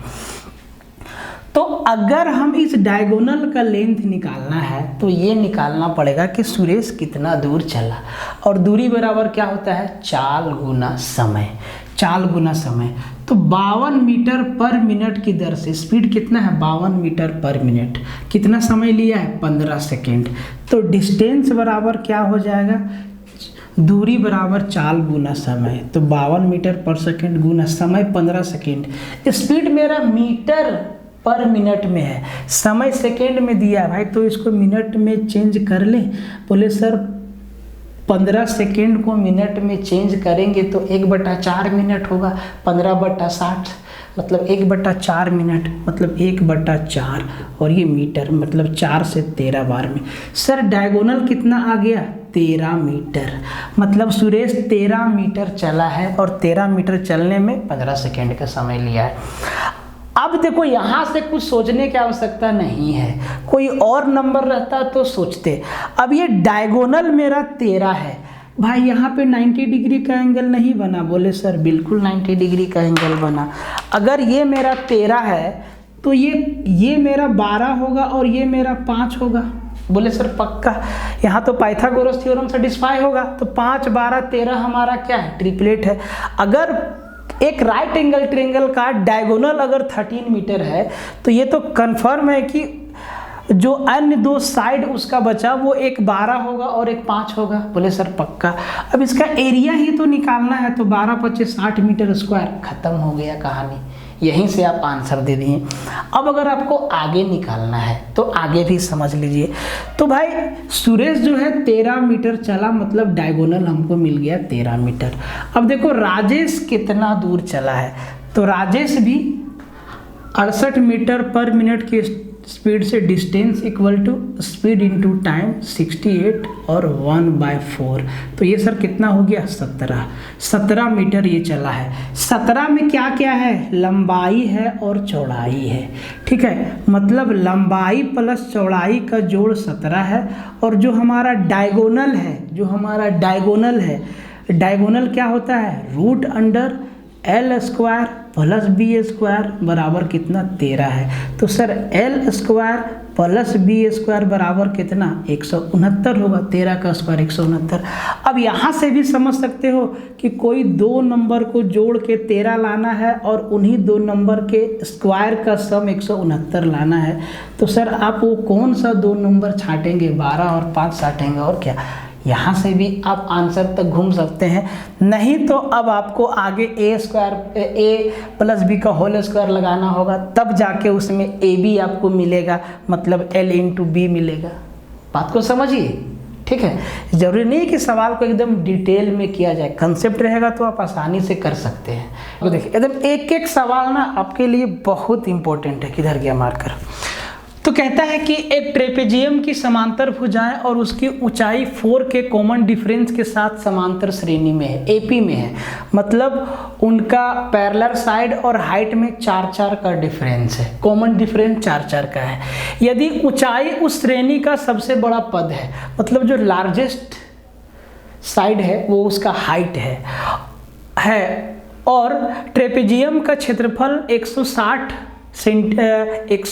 यूनिट स्क्वायर है, तो सबसे बड़ी समांतर भुजा और सबसे छोटी समांतर भुजा की लंबाई का रेशियो आपसे पूछा है। फिगर से समझा देते हैं, समझ जाइएगा। ठीक है, लिखते लिखते थक जाते हैं, फिर भी आप लोग वीडियो को लाइक नहीं मारते हैं, ना ही शेयर मारते हैं। ठीक है, बहुत कंजूसी है भाई, ऐसे काम नहीं चलेगा। ठीक है, देखो तो ये आपका एक ट्रेपेजियम है, तो भाई इसका दो साइड पैरेलल है, इसका दो साइड क्या है, पैरेलल है। बाकी दो साइड क्या होता है, पैरेलल नहीं होता है। अब इसका जो पैरेलल साइड है, ये दोनों साइड इसका पैरेलल है, और जो इसका हाइट है, ये इसका जो हाइट है, ये इसका जो हाइट है, तीनों ना एपी में है। तीनों का जो यूनिट है वो एपी में है। मान लो कि एक 2 होगा तो दूसरा उससे 4 बड़ा 6 होगा, फिर उससे 4 बड़ा 10 होगा, 4-4 का डिफरेंस है। और जो सबसे बड़ा लेंथ है वो हाइट का है। तो मान लेते हैं कि अगर सबसे छोटा लेंथ मेरा x है तो दूसरा साइड मेरा x + 4 होगा, क्योंकि 4-4 का डिफरेंस है। और तीसरा मेरा x + 8 होगा। देखो सब में 4-4 का डिफरेंस है। और जो सबसे बड़ा है वो मेरा क्या है, हाइट है। वो मेरा क्या है, हाइट है, ऊंचाई है। ऊंचाई मेरा क्या है, x + 8 यूनिट है। बाकी ये दो साइड है, वो एक ये है और एक मेरा ये है। ठीक है, ये दो पैरेलल साइड है। इसको हम अगर इसको हम x मानेंगे तो ये मेरा x + 4 हो जाएगा। अब इसका एरिया दे दिया है 160 यूनिट स्क्वायर, तो बहुत ही आसान है। ट्रेपेजियम का एरिया क्या होता है, एरिया इक्वल टू 160 दे दिया है बराबर half into sum of parallel side होता है, मतलब समांतर भुजाओं का योग x और x + 4। तो ये हो जाएगा 2x + 4 और मल्टीप्लाई कर देते हैं हाइट से। हाइट क्या है, x + 8। अब ध्यान से देखो, ये क्वाड्रेटिक इक्वेशन तो बनना तय है, इसीलिए ये सवाल दिया है कि कहीं ना कहीं आपसे टाइम खाएगा ये सवाल। तो अब देखो ये हो जाएगा 16 दूना 32, 320 बराबर, जरा ध्यान से देखो, ये हो जाएगा 2x² + 8 दूना 16x, 2 से दोनों का काम खत्म, 4 से + 4x और ये 8 चौके 32, यही ना हो जाएगा भाई। अब ध्यान से देखो ये क्या बन गया भाई, क्वाड्रेटिक इक्वेशन बन गया है। क्वाड्रेटिक इक्वेशन बन गया है और इससे ना हम 2 कॉमन भी ले सकते थे, तो ये 2 से 2 आपका कट जाता है। तो इसको ऐसा करते हैं, इसको 160 × 2 लिख देते हैं। ठीक है, तो ये हो जाएगा 160 × 2 और जब इसको जोड़ेंगे तो ये हो जाए बराबर ये हो जाएगा 2x² + 16 और 4 20x प्लस में 32 आ जाएगा। और यहाँ से और दोनों तरफ 2 से भागा दे देंगे तो ये हो जाएगा 160 बराबर x square plus 10x plus 16, यही ना हो जाएगा। और 160 आपका उधर जाएगा तो जो मेरा फाइनल क्वाड्रेटिक इक्वेशन बनेगा वो एक्स स्क्वायर प्लस 10x, तो 160 में 16 गया 144 माइनस के साथ बराबर 0। यही मेरा क्वाड्रेटिक इक्वेशन बना। अब इसको फिर से करना होगा सॉल्व, तो भाई x का 2 वैल्यू आएगा, तो 144 को ऐसा तोड़ो कि उनका डिफरेंस 10 आ जाए और उनको मल्टीप्लाई करके 144 आ जाए। तो आप कहेंगे सर 18 80 8 गुना 18, 8 गुना 18 क्या आ जाएगा, 8 गुना 18 आ जाएगा। अब यहाँ पे सर नेगेटिव कौन आएगा और पॉजिटिव कौन आएगा, तो सर दोनों ही आपका पॉजिटिव आएगा, दोनों ही आपका क्या आएगा, पॉजिटिव आएगा। कैसे देखो ध्यान से, यहाँ पे माइनस है ना सर, यहाँ पे माइनस है ना, तो हम इसको लिखेंगे x square plus 18x minus 8x minus 144, ठीक है। यहाँ से x कॉमन लेंगे, अच्छा 18 आएगा प्लस में ना, यहाँ पे हो जाएगा x प्लस 18 माइनस 8 कॉमन लेंगे x minus 18, sorry x plus 18, तो x का 2 वैल्यू आएगा, एक आएगा माइनस का 18 और एक आएगा 8। तो सर हम पॉजिटिव वैल्यू का लेंगे, तो इसका एक लेंथ हो गया 8, ये 8 में 4 जोड़े ये हो गया 12 और इसका हाइट हो गया 8 और 8 16। देखो 8 12 16, 8 12 16, 4 के गैप पे है कि नहीं, इनका कॉमन डिफरेंस 4 है कि नहीं। तो कहता है कि सबसे बड़ी भुजा की लंबाई और समांतर भुजाओं में, तो सर सबसे बड़ा ये सर ये 12 है और 8 है, तो 12 और 8 का रेशियो क्या लगा देंगे आप, 12 और 8 का रेशियो 4 3 12, 4 2 8, 3:2 आपका क्या हो जाएगा, उत्तर हो जाएगा। तो ये काम करना था इस सवाल में, ये काम करना था इस सवाल में। तो हम ये चीज़ यहीं से समझ सकते थे, ठीक है, यहीं से हम समझ सकते थे। 18 और 8, 18 आपका आएगा नेगेटिव में, 8 पॉजिटिव में, तो भाई 8 को लेके चलेंगे क्योंकि लेंथ नेगेटिव नहीं हो सकता है, ठीक है। कोई भी चीज़ नेगेटिव, लेंथ नेगेटिव, कोई भी आयत का लंबाई -8 सेंटीमीटर, ऐसा होगा क्या, कभी नहीं होगा। ये बात आपको ध्यान देना है।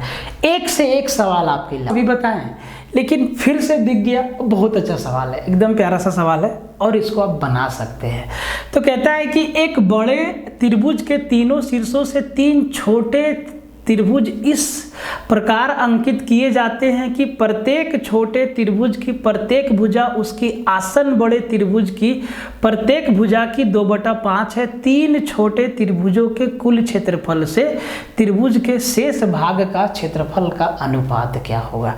जैसे कि एक बड़ा सा त्रिभुज है, एक बड़ा सा त्रिभुज है, अभी आपको ऐसा क्वेश्चन बताए हैं, एक बड़ा सा त्रिभुज है और कहता है कि इसके तीनों शीर्ष पर 3 छोटा छोटा त्रिभुज काटा गया है। इसको यहाँ से यहाँ काट दिया है, ठीक है, इसको यहाँ से यहाँ काट दिया है, ठीक है, और इसको यहाँ से यहाँ काट दिया है, इसको यहाँ से यहाँ काट दिया है। बोले सर ठीक, ठीक है, वेरी गुड, काट दिया है। अब कहता है कि जो इस छोटे छोटे त्रिभुज जो आपको 3 छोटू त्रिभुज दिख रहा है, इसके प्रत्येक भुजा का लंबाई, इस त्रिभुज के प्रत्येक भुजा का लंबाई का एक 2/5वां हिस्सा है। तो भाई ये त्रिभुज तीनों भुजा का लंबाई बराबर होगा तब ना ये चीज़ सेटिस्फाई करेगा। मतलब ये त्रिभुज आपका इक्विलेटरल ट्रायंगल है, समबाहु त्रिभुज है। तो आप देखो, अब हम पिछला वाला सवाल में x माने थे, यहाँ पे x y कुछ नहीं मानेंगे। तो भाई 5 का मल्टीपल कोई इस त्रिभुज का तीनों भुजा मान लो। जैसे कि मान लो कि इसका ईच साइड जो है 10 सेंटीमीटर है, ये भी 10 है, ये भी 10 है और ये भी 10 है। तो 10 का 2/5, 10 का 2/5 प्रत्येक भुजा है, तो 10 का देखो करके दिखा देते हैं 2/5, 5 दूना 10, 4 सेंटीमीटर। ये भी 4, ये भी 4, ये भी 4, ये भी 4 और ये भी 4 और ये भी 4। बोले सर बहुत अच्छा बात है, ठीक है, ये भी 4, ये भी 4।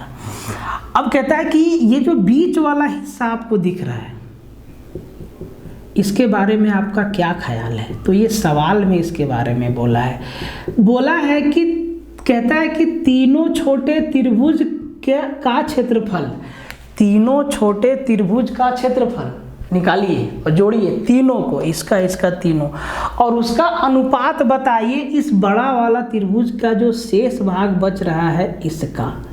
बोले अच्छा ये बात है भैया, ये बात है भैया। बोले सर बहुत अच्छा बात है। तो कैसे निकलेगा? तो सर आप एक बात ध्यान दो, ये चीज़ आपको समझ में आ गया कि ये आपका जो है ABC इक्विलेटरल ट्रायंगल है। बोले सर ठीक है। तो ये 60 डिग्री, ये 60 डिग्री, ये 60 डिग्री। बोले सर ठीक है। तो एक छोटा सा त्रिभुज में आपको समझा देते हैं।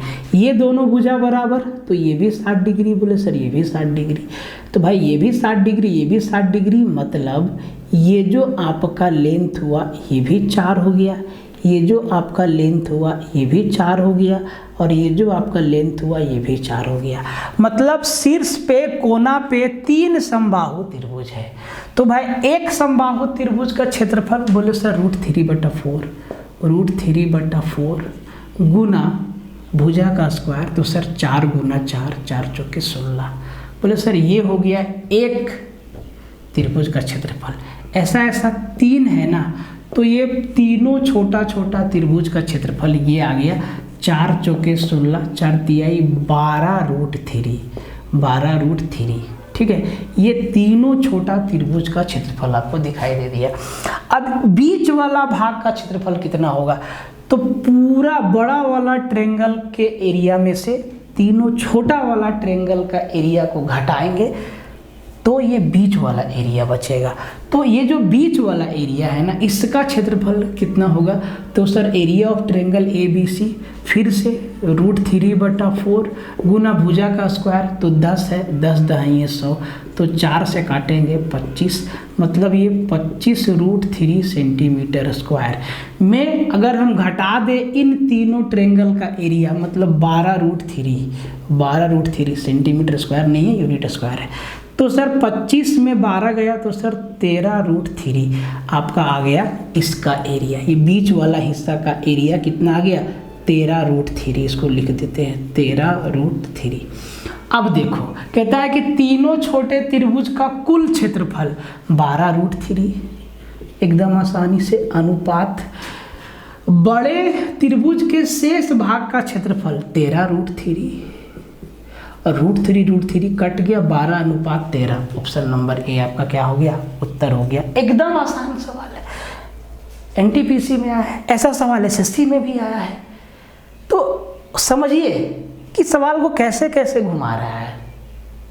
ठीक है, इस सवाल को देख के आपको पता ही नहीं लगेगा कि भाई त्रिभुज है कैसा, इसीलिए बोलते हैं सवाल को ढंग से पढ़िए, समझ के पढ़िए। कंसेप्ट भी समझाएंगे, आपके सीट में भी सवाल है, आप उस सवाल को आसानी से बना लेंगे, और वो सवाल भी आपको यहाँ बताएंगे।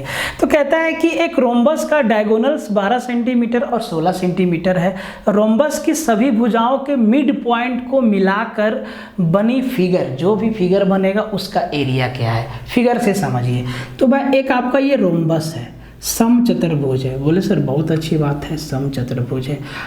अब इसका ना दोनों डायगोनल दे दिया है, तो डायगोनल से अभी मतलब नहीं है। कहता है कि इसका जो ईच साइड का जो मिड पॉइंट है, जो आपका मिड पॉइंट है, सबको ऐसे मिला दीजिए, सबको ऐसे मिला दीजिए, सबको ऐसे मिला दीजिए। और ये जो फिगर बनाना, इसका एरिया कितना होगा, इसका एरिया कितना होगा? अगर इस रोम्बस का डायगोनल दे दिया है, एक 12 सेंटीमीटर है और दूसरा 16 सेंटीमीटर है, तो ये जो आपका रोम्बस है इसका एरिया क्या होगा? तो आप कहेंगे सर एरिया बराबर होता है ½ × D1, 12 गुना 16 और सेंटीमीटर स्क्वायर, यही ना होता है, ½ × D1 × D2। अब आप ध्यान दो कि ये हो गया 2 से 8 बार में, तो 12 × 8 = 96 सेंटीमीटर स्क्वायर। तो एरिया इस रोम्बस का हुआ। लेकिन ये जो फिगर बना है, जो हम इसके साइड के मिड पॉइंट को मिलाने से बना है, जो ये वाला फिगर बना है सर, इसका एरिया कितना होगा। अब आप ध्यान से देखिए, ये फिगर कैसे बना है, तो सर इनके साइड के मिड पॉइंट को मिलाने से बना है, मध्य बिंदुओं को मिलाने से बना है। तो सर इस फिगर का जो क्षेत्रफल होगा, इस पूरे रोम्बस के क्षेत्रफल का आधा होगा। कितना होगा? आधा होगा। तो सर इस रोम्बस का एरिया कितना? 96 सेंटीमीटर स्क्वायर। इसका आधा, 96 का आधा 48 सेंटीमीटर स्क्वायर एरिया होगा इस मिड पॉइंट, ये इस फिगर का, जो हम आपको कलर करके बताएं। ये सवाल स्क्वायर में भी आता है, जैसे कि यहीं पे समझ लीजिए, एक आपका स्क्वायर है, एक आपका स्क्वायर है, ठीक है, एक आपका स्क्वायर है, ये हमारा स्क्वायर है, और इसका ईच साइड जो है वो 15 सेंटीमीटर है, ईच साइड 15 सेंटीमीटर है। अब इस स्क्वायर के मिड साइड के मिड पॉइंट, भुजाओं के मध्य बिंदु को आप निर्धारित कीजिए, ये निर्धारित मध्य बिंदु मिड पॉइंट, और सबको मिला दीजिए, सबको प्यार से मिला दीजिए, सबको प्यार से मिला दीजिए। इसको मिलाने से भी ना एक स्क्वायर ही अंदर बनेगा। तो सर आपसे इसका क्षेत्रफल पूछ लेगा। देखो बहुत बढ़िया से आप लोग को समझा रहे हैं, पढ़ा रहे हैं, ठीक है, तो इसका क्षेत्रफल पूछ लेगा। तो सर इसका क्षेत्रफल जो होगा पूरा स्क्वायर के क्षेत्रफल का आधा। पूरा स्क्वायर का क्षेत्रफल कितना, इसका नाम देते हैं ABCD। तो एरिया ऑफ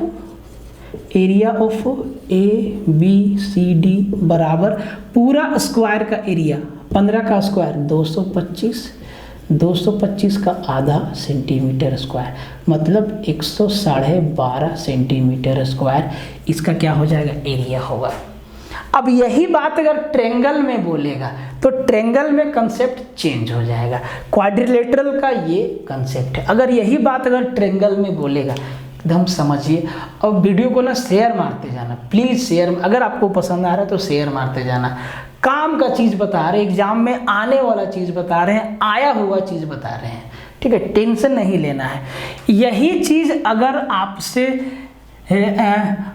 ट्रेंगल में बोलेगा कि कोई भी हमारा ट्रेंगल है, कोई भी ट्रेंगल, उससे फर्क नहीं पड़ता है, ठीक है, इसके मिड पॉइंट को मिला, इसके साइड के मिड पॉइंट को डिसाइड करो और ऐसे मिला दो, ऐसे मिला दो। तो अब आप देखिए, ये जो मेरा ट्रेंगल ABCD है, ये आपको ना ज्योमेट्री में बताएंगे और भी डिटेल से। ये जो मेरा ट्रेंगल ABC है, ये अब इसका मिड पॉइंट D, E और F है, मध्य बिंदु है। BC का मिड पॉइंट D है, AC का मिड पॉइंट E है और AB का मिड पॉइंट F है। इनको भी मिला दिए। तो अब आप देखिए 4 छोटा छोटा त्रिभुज बन गया, और आप याद रखेंगे कि ये चारों त्रिभुज का क्षेत्रफल आपस में बराबर है। इन चारों त्रिभुज का क्षेत्रफल आपस में बराबर है, मतलब इस कोई भी त्रिभुज का क्षेत्रफल पूछ देगा, इसके अंदर किसी भी ट्रेंगल का एरिया पूछ देगा, तो सर बड़ा वाला त्रिभुज के क्षेत्रफल का 1/4 होगा।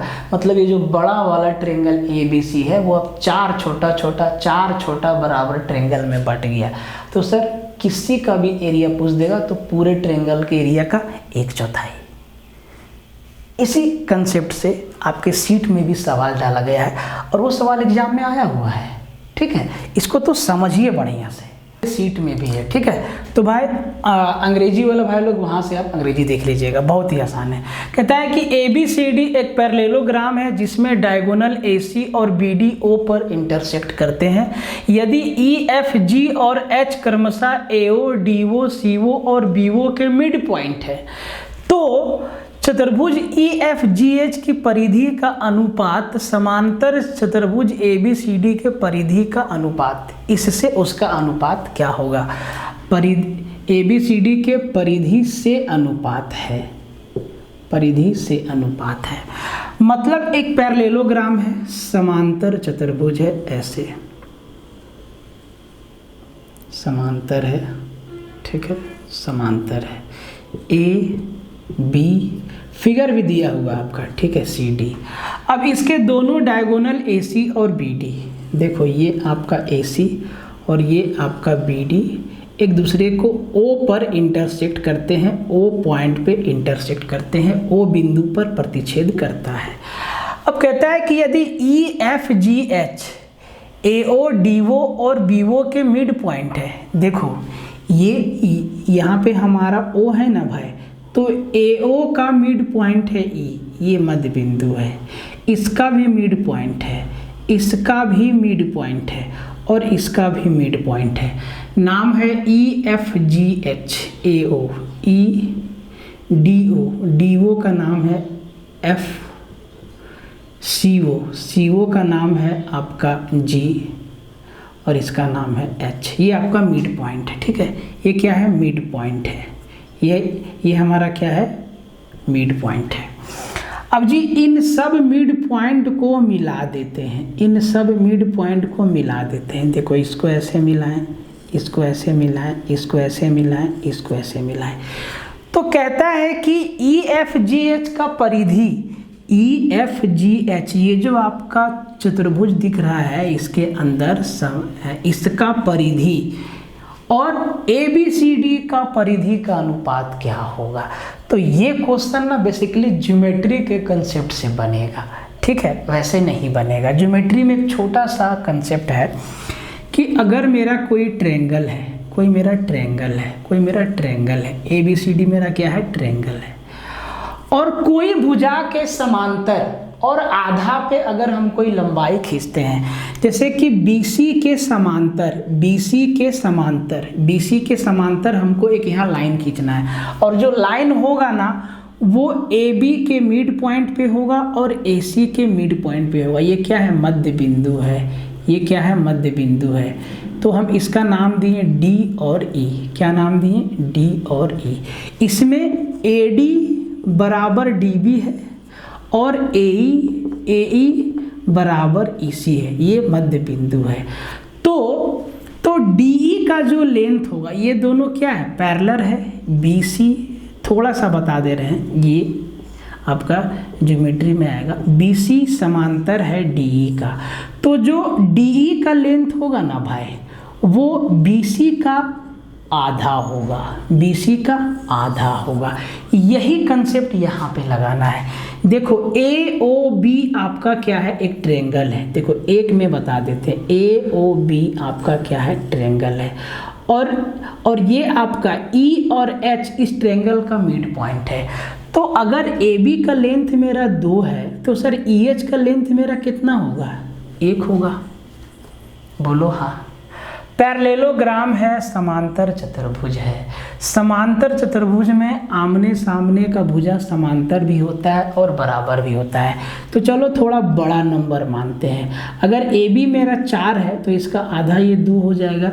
अगर BC मेरा 2 है तो इसका आधा ये 1 हो जाएगा। DC भी मेरा 4 है, ये 4 होगा तो ये 2 होगा, ये 2 है तो ये मेरा 1 होगा। इसी ट्रायंगल के कंसेप्ट से तो पैरेललोग्राम का पेरीमीटर क्या हुआ? 4 4 8 और 4 12 अनुपात। EFGH का रेशियो क्या हुआ? 2 और 2 4 और 2 6। देखो इनका रेशियो क्या हो गया पेरीमीटर का? 1:2। बेजोड़ कंसेप्ट से ये सवाल है, और ये सवाल जब आपको एरिया में देखने को मिलता है तो आप कहते हैं कि सर ये सवाल कैसे बनेगा? ये सवाल ज्योमेट्री के कंसेप्ट से है, ठीक है।